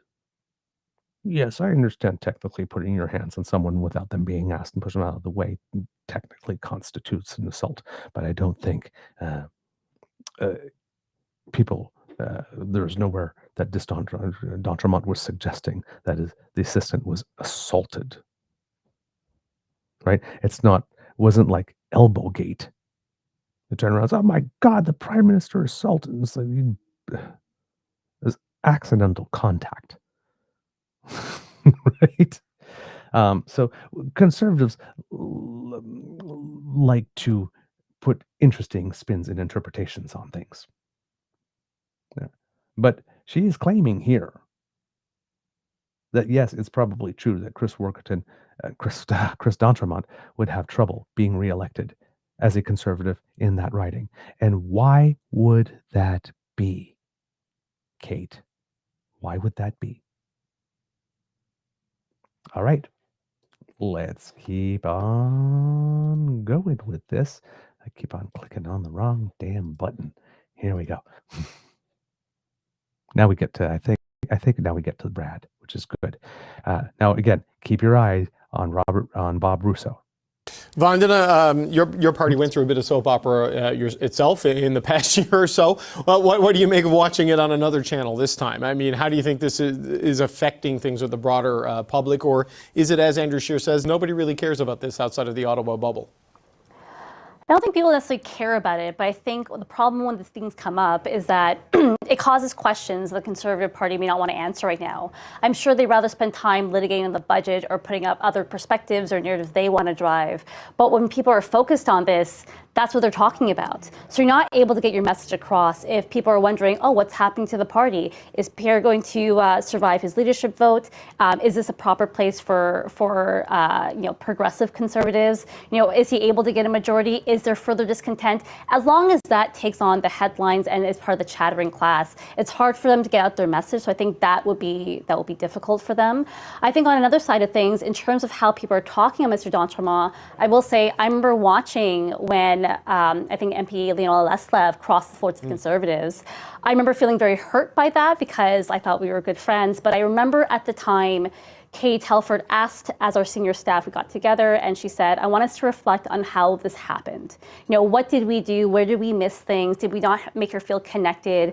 And we noticed that, for example, she didn't attend the National Caucus. Did anyone wonder where she was? Did we check in? So it became an internal reflection piece. Remember, that really stood out to me because it made me think at the time, like, when was the last time I connected to her? Did I hear her issues? Did I understand what she was going through? So I think when people look at things that way, rather than, vilifying them, because I think most Canadians aren't necessarily left or right. Not everyone's a card-carrying liberal or conservative. So most people can find themselves either way, depending on what election it is. I think when you vilify someone, or if members are vilifying someone, it doesn't sit right with the Canadian public. So, Brad, I know there's been sort of the argument that this is sour grapes over losing the deputy speaker job, though Chris d'Entremont never ran for that job. His name was withdrawn at the last minute, which is an interesting development, and there's some suggestion that maybe that was internal politics at play there. But he said in the interview that in his criticism of the way the leader's office is running, he compared it to a fraternity. He said it's like a frat house. That's a pretty sharp criticism at the Conservative leadership right there from the former Conservative MP. Well, I think that for the folks at home who are trying to decide who's telling the story that's closer to the truth, I think you have to look at the whole tone of the Conservatives in their response to this, because floor crossing has been happening for decades in this country, and different leaders and different caucus members or former caucus members have responded differently. And what we're seeing here, I think, kind of leans into some of the aspects of the Conservative Party under Pierre Poilièvre that Canadians don't like. And you saw them the day after the budget and Mr. d'Entremont's floor crossing. You saw individual MPs coming into the House of Commons on the streeters, and they called him a liar. They called him a coward. They said very, very negative things, very vitriolic, very toxic. That is in keeping with, I think, with a lot of Canadians who are who don't like Mr. Poilièvre's leadership. That's that part of that addition of the voter coalition that he needs in order to win the next election. And then what we have is the latest story, where we've got two sets of their stories of events. Now, which is more plausible? Because we weren't there, so we don't know precisely what happened. Here you've got a relatively calm, mild-mannered member of Parliament from Atlantic Canada saying that Mr. Scheer and the whip barged into his office and began yelling at him. And then what you see, so first of all, it's a communications method. So Mr. d'Entremont has been on television looking Canadians square in the eye, revealing his story. Mr. Scheer and Poilièvre's office issued a written statement, which is a little bit different. Where it falls off is that the written statement is so over the top by talking about how calm Mr. Scheer was. In a mild-mannered voice, he said the following. Not credible because, first of all, that's not the way we see Mr. Scheer in the House of Commons. We didn't see him like that as leader. He was quite vitriolic and sharp in his criticism. So it almost seems like thou dost protest too much here. There's no way that most Canadian political observers would say, yeah, that's probably how it went down. Scheer walked into the office very calm, gently sat down, and talked calmly with the floor crosser for a spell of time. So it's not plausible. And so again, they're leaning in to the very aspects that many Canadians just don't like about it. Maybe it's not the policies, but it's the tone and style of politics that this is in keeping with Poilièvre. That's the ceiling that Poilièvre's up against. And this week is, and now the new week, starting off quite bad for Poilièvre again. Kate, I seen you restraining yourself. Jump in. Go ahead. Yeah, I'm not barging, kind of through the camera over. This is why you're all remote, to stop that sort of stuff. Anyway, go ahead. No, not at all. It'd be fun to do this in person. No, I do think that the clarification of events was important because some of the initial reporting suggested that there may have been a staff member actually physically assaulted through the course of this process. And I do think that it is really critical that the party came out and correct that. And since then, the reporting has indicated that that's not the case. So, I think we're all acknowledging that tensions are high. Politics is a team sport. And when you have a member of that team walk away on something as critical as Budget Day, that is, of course, going to get MPs emotional. And I have no doubt that that was a very tense meeting. But I do think that parsing through the series of events, to Vandana's point, is less effective for the Conservatives in terms of trying to get back to the main message here, which is that the Carney government rather talk about this issue than the budget that they just released. They gave permission to Mr. d'Entremont to conduct that interview. We saw quite a bit of lauding of that floor crossing over the course of the back half of last week. And I think that speaks volumes about what the government's priority is right now. It's not on detailing the aspects of their budget that they're proud of for Canadians. It's focusing on this House drama and hoping that everybody forgets about the doubling of the deficit that we just saw. Well, maybe, because our next topic is going to be the budget sales pitch, because the Prime Minister is going around the country to sell it, right? But I know it certainly overshadowed some of the criticism with what happened. Rob, I'm going to give you the last word. Then I want to actually shift to the budget and some criticism of it. Well, when I read that account, you're too young to remember Dragnet, but it reminded me of the flat monotone of Joe Friday. I expected the end to say, and then I stepped out and sparked up a lucky. I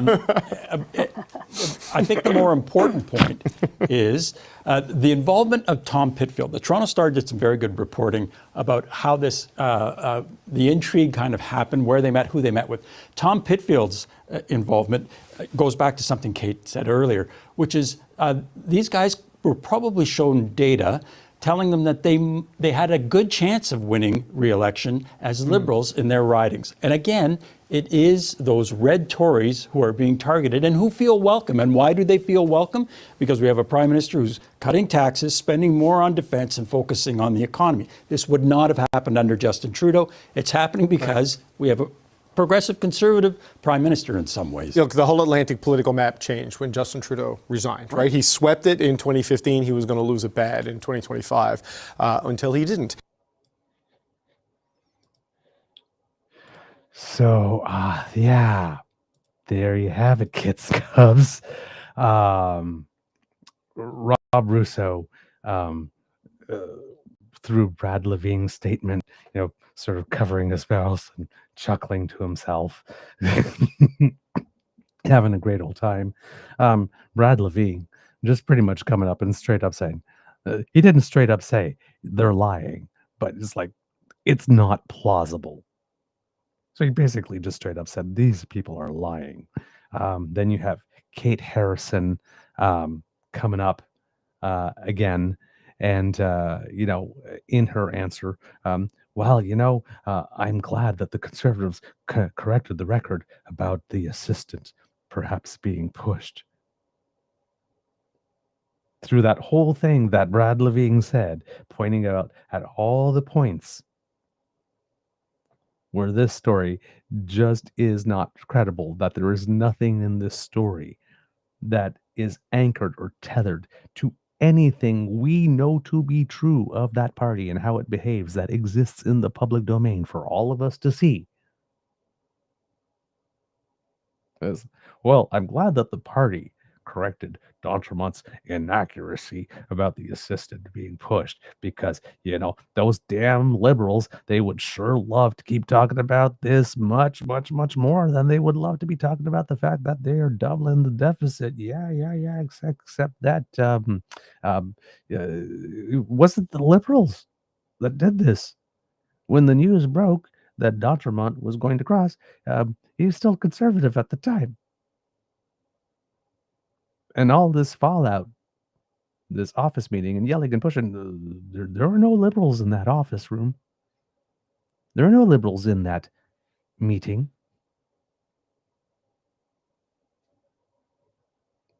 I'm not sure what the liberals are doing to make all of this happen.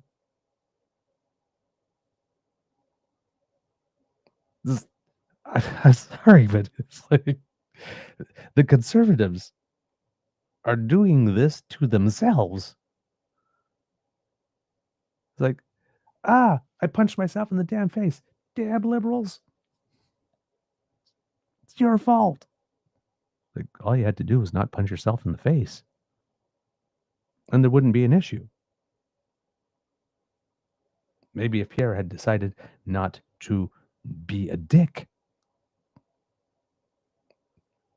98.76% of the time, the stories about him being a control freak and people being monitored and people being punished and,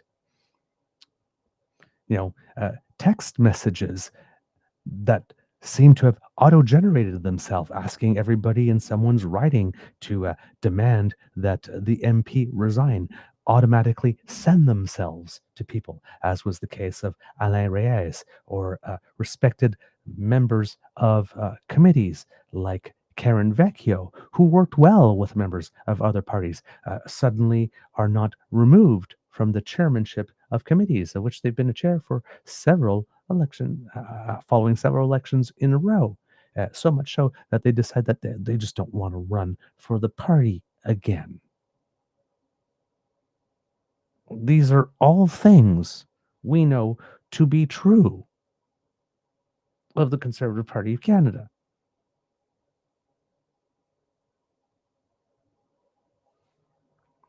It is, it's a lot. It is a lot to be asking us to believe this. It's a lot. I don't think that there's very much in this version of the story from the Conservative Party of Canada that is true. This isn't the behavior described in that story is not behavior that is consistent in any way, in shape, or form with all other behavior that we have seen from them. Consistently, Pierre's been leader now for 3 years, or around there. There's nothing consistent with that. And Kits and Cubs, if you think this sort of conservatives would never behave like this, is new, that this is a recent thing, no. There's how would we put it? There is a party history of this type of behavior. Back in the days of Stephen Harper, there was a situation at one point. You may remember, maybe not remember, it's been a while now, but there was Helena Georges, if you remember her, and her husband, Raheem Jaffer, if you remember him. And all of a sudden, they became a little inconvenient to Mr. Harper. And then all of a sudden, there were stories that just seemed to come out all of a sudden. And they were very, very interesting stories. Stephen Harper was very famous. It was called the Harper Bus. And he would do things, and then thump, thump, the Harper Bus would roll over you, and then back up and roll over you again, and then go forward and roll over you again. In April 14th, 2024, the Conservative Party of Canada, April 14th, 2011, the Conservative Party of Canada lawyer at the time, Arthur Hamilton, I believe, had stated, well, actually, it was the Prime Minister that did that. Stephen Harper had referred to the fact that there were serious allegations, but didn't define them, as he had ousted Helena Georges from caucus. April 14th, 2011. CBC News has learned that the quote-unquote serious allegations Prime Minister Stephen Harper referred to last year in connection with former Conservative MP Helena Georges, so this stuff happened in 2010, included unsubstantiated claims of fraud, extortion, and involvement with prostitutes. But a letter written by a Harper aide and obtained by CBC News states that the Prime Minister's office learned the allegations had been made by a Toronto private investigator. The letter also reveals the allegations were not based on any hard evidence. Harper has never explained what the allegations were against Georges, who was later cleared by the RCMP of any wrongdoing. The Ontario MP, who was ousted from cabinet and caucus in the party in April 2010, has also claimed she was never personally told what the allegations were, something the Conservatives deny. But CBC News has obtained the letter sent by Harper's principal secretary, Ray Novak, to RCMP Commissioner William Elliott regarding Georges and her husband, former Tory MP Raheem Jaffer. Quote, the allegations are numerous and include fraud, extortion, obtaining benefits by false pretenses, and involvement in prostitution, Novak wrote in a letter dated April 9th, 2010. But Novak wrote that the Prime Minister's office has, quote, no first-hand knowledge of these allegations. Instead, Novak said that the PMO had, quote, become aware of the specifics of the allegations made by Toronto-based private investigator Derek Snowdy.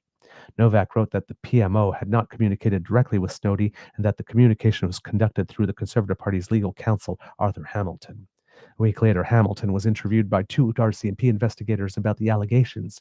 CBC News has obtained a redacted transcript of the interview. Hamilton raised allegations of, quote, Jaffer and Georges on tape partying with hookers and doing cocaine. and that not only does Helena tolerate Jaffer hanging out with escorts and prostitutes, but there's apparently video of her snorting cocaine off the breasts of a prostitute.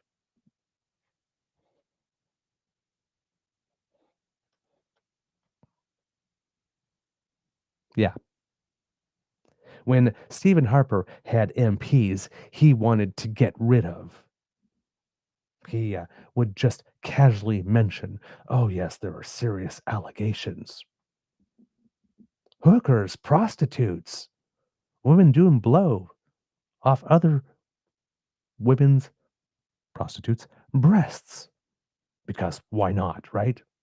This is the same government also that had the RCMP commissioner make allegations about Ralph Goodale, about giving inside or information on a different tax treatment to come on income trusts.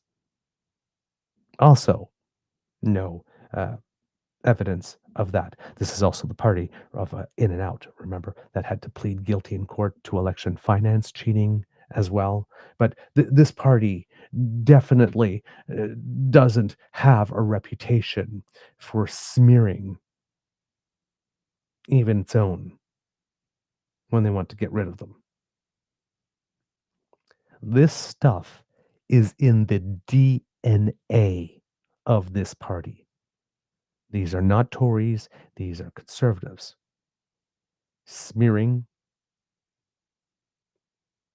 alleging associations with prostitutes, alleging cocaine use.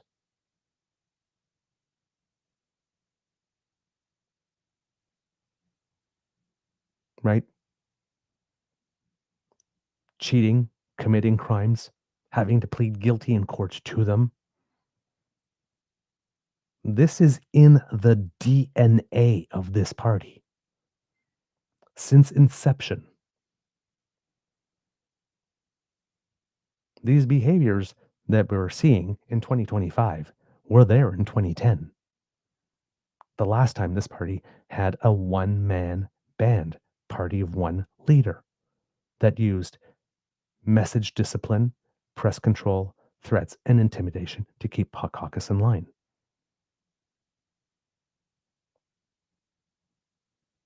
These are not suddenly new behaviors. Oh my God, I can't believe the conservatives would do that. There's no history of this whatsoever in this party. Yeah, there is. The very first election it won, it had to plead guilty to having committed crimes in order to achieve the victory. This party is not so much a party as it is a racket, if one was to be kind.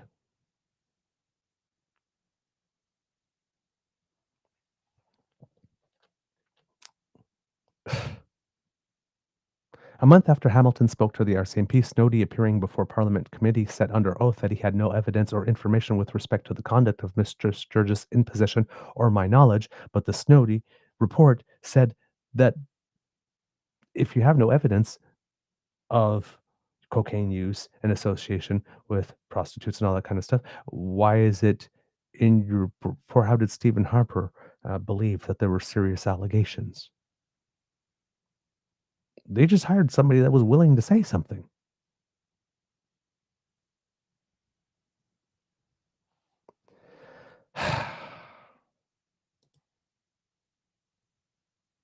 This is who they are. This is who they are. Smear campaigns, character assassination, hiring private investigators to trail your own MPs.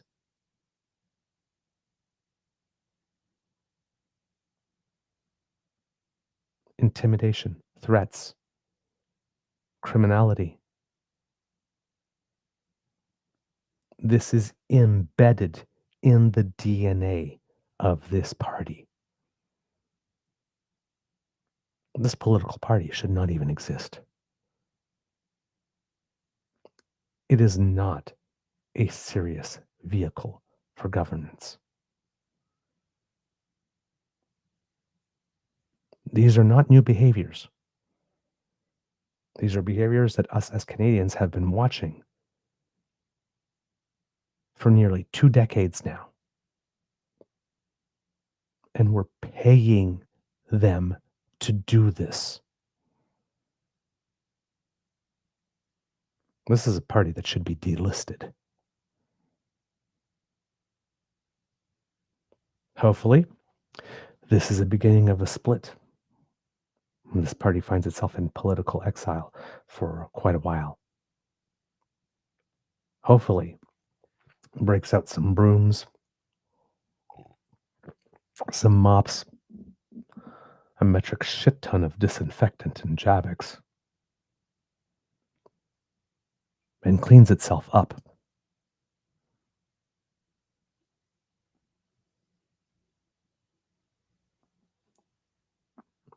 Or that another new party is created somehow. Hopefully one that actually would like to seriously provide some governance rather than just be a circus or a frat house. And if you think the frat house thing is new, that's not new either. Not in this movement. Remember in Alberta, the days of Jason Kenney when he was leader?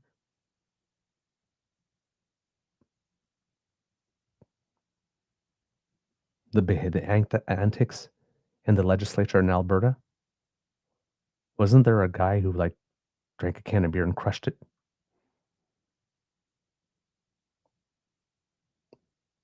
Parties during COVID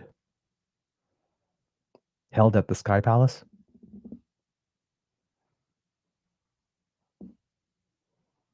This frat boy stuff is also not new.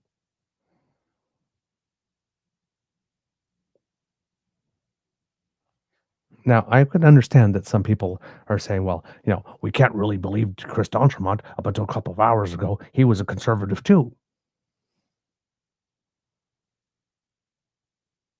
Yeah, but you know what? When two people are telling two different tales of the story, you got to believe someone. Both may be lying, but one side is telling more truth than the other.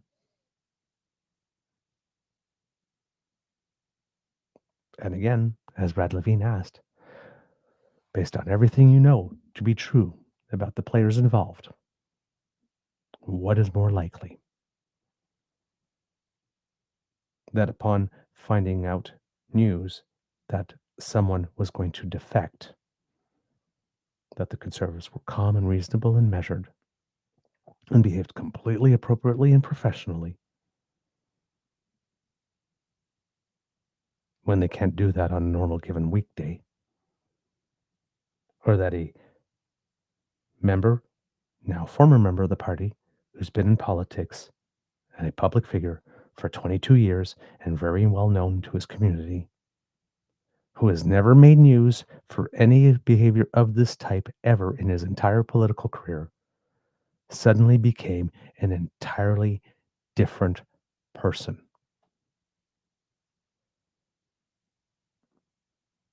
Suddenly started adopting behaviors that are the 100-degree opposite of everything we've known about them in public for 22 consecutive years. Because you'd think somewhere in 22 years, if someone truly was that type of person, they would have slipped up sometime before now.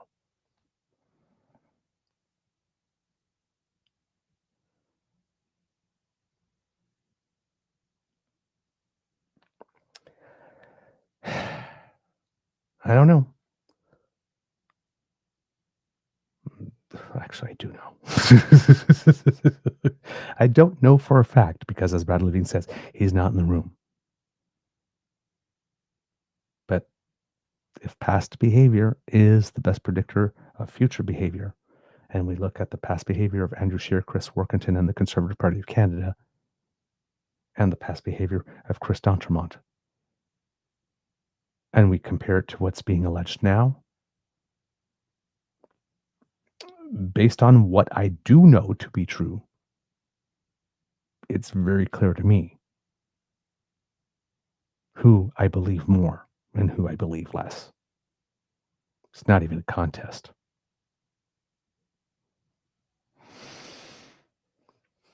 But it is what it is, and we will see.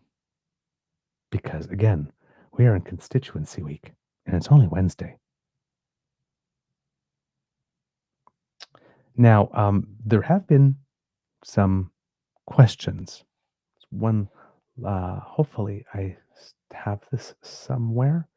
Let's take a look here. I might not have that. Oh, there we go. Is this it? Why cannot not? Well, that's really weird. Okay, let's try that again. I'm having that says your message, the thing cannot be displayed at this time, and I'm like, why the hell not?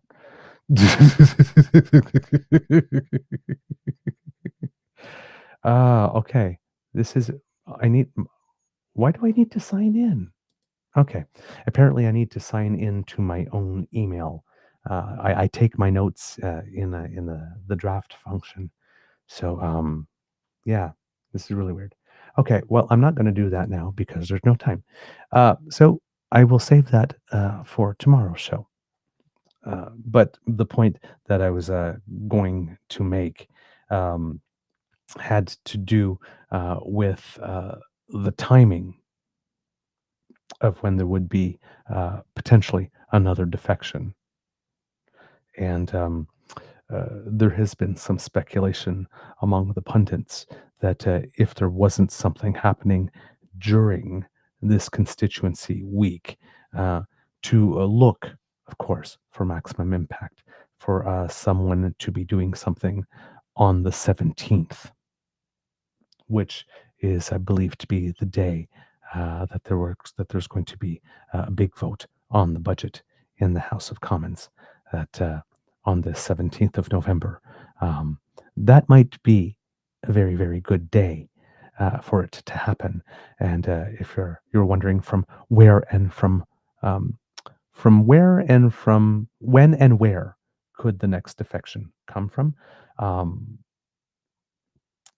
17th looks like is a date that a lot of, like I said, these insiders have in mind, and that the next one could potentially come either from an Ontario conservative, because as you know, Doug Ford conservatives are not the same thing as Pierre Poilièvre conservatives, and Doug Ford has no time for Pierre Poilièvre. So there might be some federal conservatives in Ontario that are more of the Doug Ford variety than the Pierre Poilièvre variety, more of the Corey Tenike variety than the Jenny Byrne variety. That might be uncomfortable with what's going on, or even worse for the party from Quebec. Because the Conservatives don't have a lot of seats in Quebec. They have a little stronghold around Quebec City, and a couple of other places, but I think they have about 12 seats. And if Pierre Poilièvre went into that leadership review, having lost a seat from Quebec as well, that would certainly harm his chances. So, according to the people that got their ear on the ground, November 17th, and potentially an MP from Ontario or Quebec. And that's the buzz. I guess we'll see. All right, kids and cubs, that's the end of this episode of the Daily Beaver Morning Show. We hope that you love listening to us because we love making this for you. Remember, sharing is caring and word of mouth is priceless. So please tell your peeps and poops all about us and share a little bit of yourself when you do, why it is our content resonates with you. Because when you write, it is more likely that people will click on it if they see somebody they know and whose opinion they respect specifically say, hey, I watched this and this is worth your time. So thank you for all your help. Now, kids and cubs, if you would like us to help you, if you would like us to help you, we have our pod page, thanks to the Ray Girl. And if you scan this QR code that will appear, it will bring you right there. And if you If you can't scan the QR code, you go to podpage.com/thetruenortheagerbeaver with a hyphen between each one of those words. Click subscribe, and when we have something fresh off the podcast bandwidth, it comes directly to you, and then you can pop us in your ears, take us with you, and go take on the day and still remain informed. Now, kids and cubs, if you would like to help us, because we would definitely appreciate your help, one of the ways you can do that is by going to the True North Eager Beaver Media Incorporated YouTube page and smashing with our buttons, like, share, and subscribe. And if you're watching live, remember, if you smash now, you don't have to remember to do it before you leave. So go over there and have a little fun. Kids, Cassie, and Elaine will definitely approve. Smash away. It helps us with the algorithm, and our numbers go up. It makes us happy, and our numbers went up today with 27,100 subscribers I saw on the count. So yay, yay, yay. Thank you so much for all the people who are joining us. I really, really appreciate you being here. Now, kids and cubs, if you would like to support us in yet another way, say financial, because you like our content, it resonates with you, and you would like to encourage us to do more because you know we incur some costs to bring the show to you, we would be grateful for that type of assistance as well. And to that end, we have the Eager Beaver Lodge Emergency Hydration Fund, which can be found at our coffee page. That QR code that just appeared would bring you right there. And if you would be so kind as to make a donation there, it would make such that we would be very ably assisted in our effort to keep our beaver moist. Because a moist beaver is a happy beaver. And I really like being happy. So moisten me, damn fam.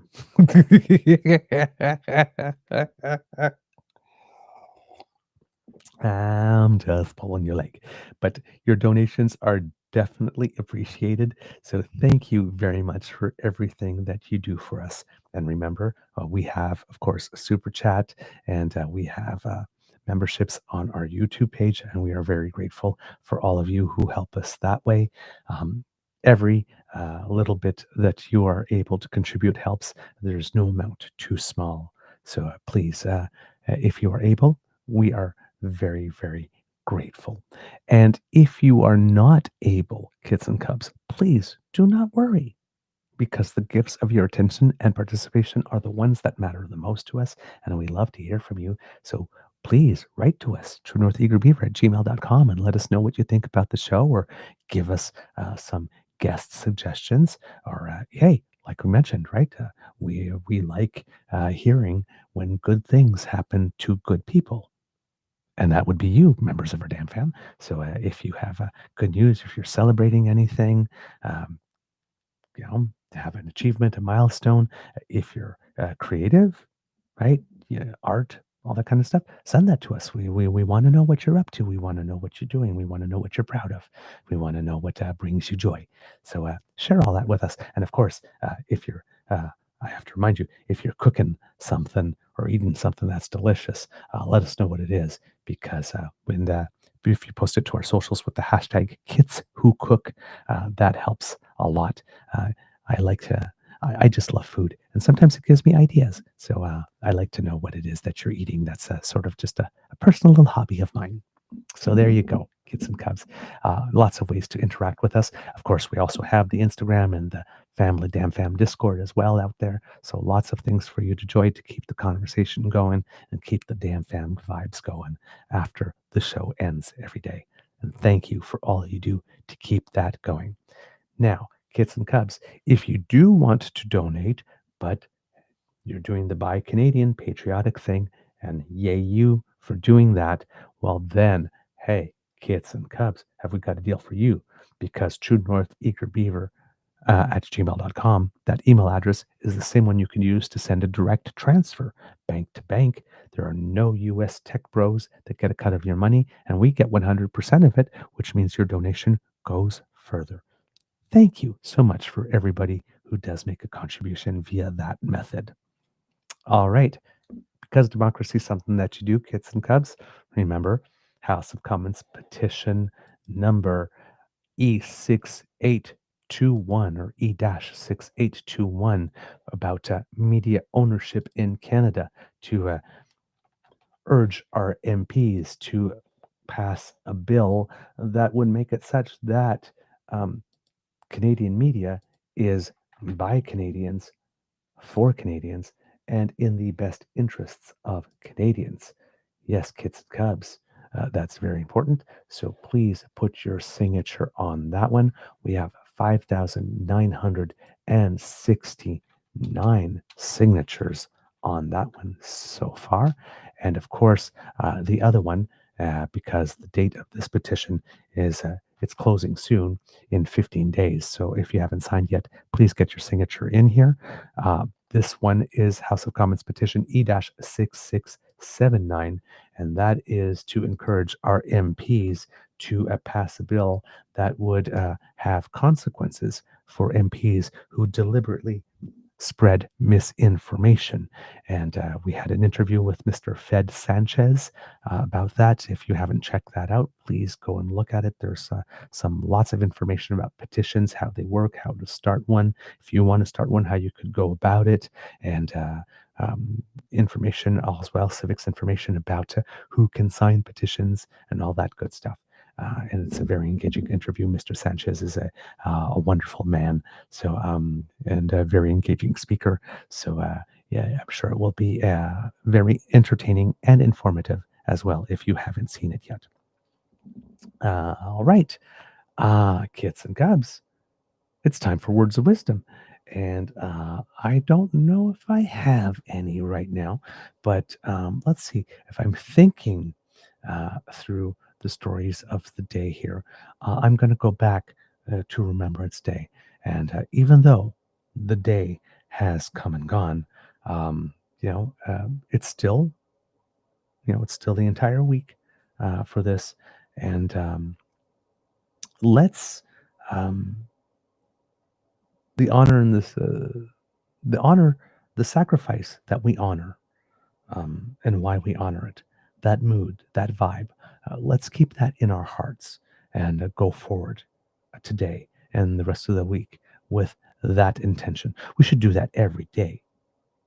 We should do that every day. We should be so grateful for what it is that we have in this nation because it was almost taken away from us. I say it every year, but one of the reasons I particularly love Remembrance Day is because, of course, it happens to fall on my anniversary. And we celebrate, right? People that gave all so that we could choose our own path. There was a time where there were other nations that would wanted to impose upon us what our path was going to be. And when we're talking about World War II in particular, the path that some wanted us to go down was not a good one. And we said no, and we refused it. We refused it. We rejected it. We wanted to choose our own, and we have. And we have become the country that we are today, the country in which someone like me can celebrate 13 anniversaries with my Beaver sweetie. I have that right because people fought for us to remain on our own path, and this is the path that we've chosen. And I am keenly aware that I live in a world in which the overwhelming majority of the countries that exist today on this orb we all live on are countries in which I would not be able to have 13 anniversaries with a Beaver sweetie, let alone have a Beaver sweetie, and in a certain number of them, me even expressing the desire to want a Beaver sweetie could result in my life being ended. So yeah, I'm damn grateful. Damn grateful. And one of the ways to show that gratitude is to do everything in our power, to ensure that the road we have already said, no, thank you, we do not want to go down, is not a road that we allow anybody to drag us down or attempt to even think to drag us down in 2025. So those are my words of wisdom. Let's keep that intentionality in our hearts. Okay. Could be a tough world out there, kids and cubs. So please be kind to and gentle with yourselves. And now it's audience participation time. So kids and cubs, at the count of 3, could I please ask you to say, Mr. Beaver, please cue the cock. 1, 2, 3. Ooh, and some anniversary cheer in there too. I heard you, kids and cubs. I heard you. I felt it, the feeling. Ooh, I can't resist. I have to say yes. And here it is.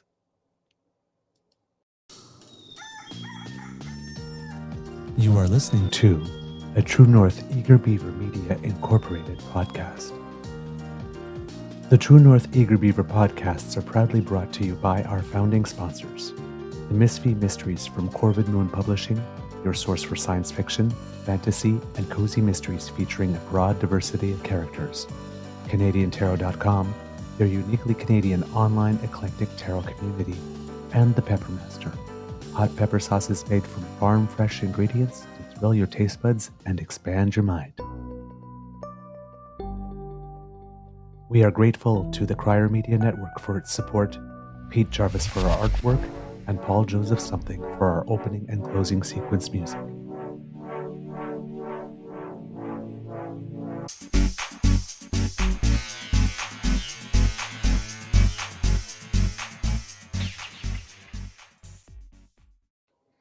All right, kids and cubs, before we go, because yesterday was Remembrance Day, a little focus on Canadians who make us proud.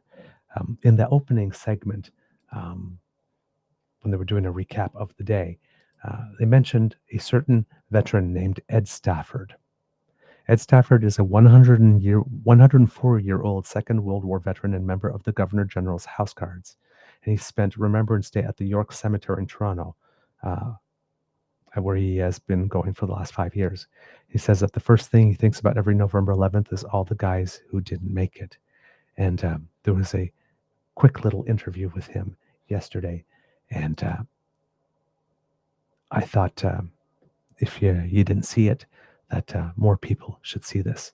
So kids and cubs, a Canadian that makes us very, very, very proud, Mr. Ed Stafford. We're seeing so many young faces in the crowd today. This is an important part of Remembrance because, of course, all these men and women from wars past were very young themselves when they had the hardest days of their lives. One person in particular who knows that very well is a guest of our friend Lisa Shing, who's at the York Cemetery in Toronto. Lisa? Hi there, Adrian. You're right. I am joined by Ed Stafford, a World War II veteran. He is 104 years old and also a member of the Governor General's Horse Guard. Ed, thank you so much for coming out today and joining me. It's nice to be here. You have come to York Cemetery for at least the last 5 years for Remembrance Day. Why is that important to you? It's important because it's nice to see everyone, and it's it's a thing to do on this particular day. Yeah. When you wake up on Remembrance Day like this one, what goes through your mind? What do you think about? Well, all the guys that didn't make it, of course. That's the first thing. I know so many of them, and it's good to honor them at least once a year, you know. And Ed, do you have any? Oh, a lot of them. Some of them are not so nice, you know. like the time that 16 of our guys got killed in one explosion. And I took the, I wasn't in it, but I took the pottery up there afterwards, and I saw all my friends. I had been in B Squadron, so I knew a lot of them, and to see them all laying on the ground, sewn up in a blanket, it was devastating, to say the least. But it must have been. It's of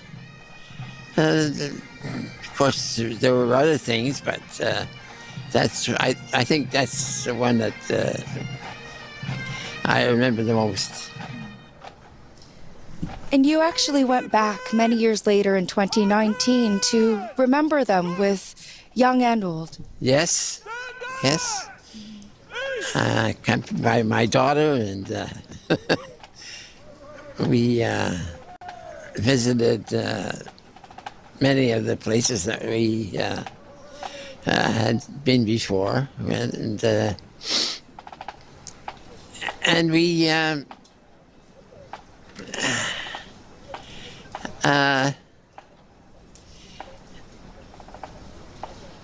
we had one time we just had the regiment, and it was great on that one. That was just, one of the better ones. Yeah.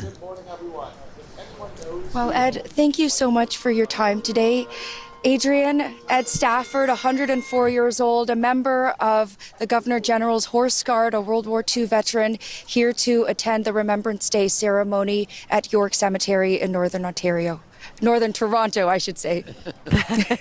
You could be forgiven for thinking it's Northern Ontario with the snow. And we are all big Ed Stafford fans over here. Please give him our love, and thank you, Lisa. I can tell you a story about Ed Stafford. I will. He is someone who often says the name Herbie Stitt.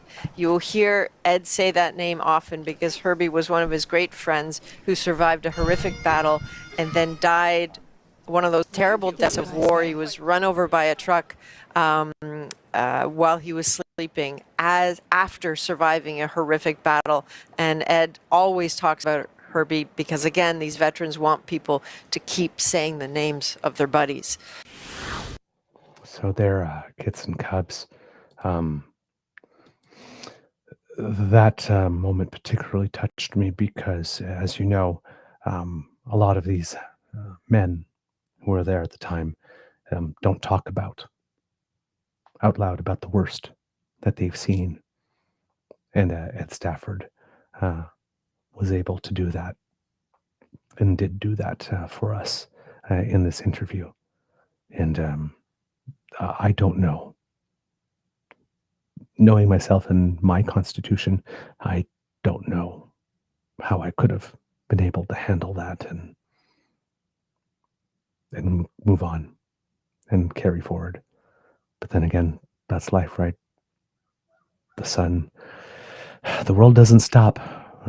It's a Reba, oh my God, I'm quoting Reba McEntire. The world doesn't stop for our broken hearts.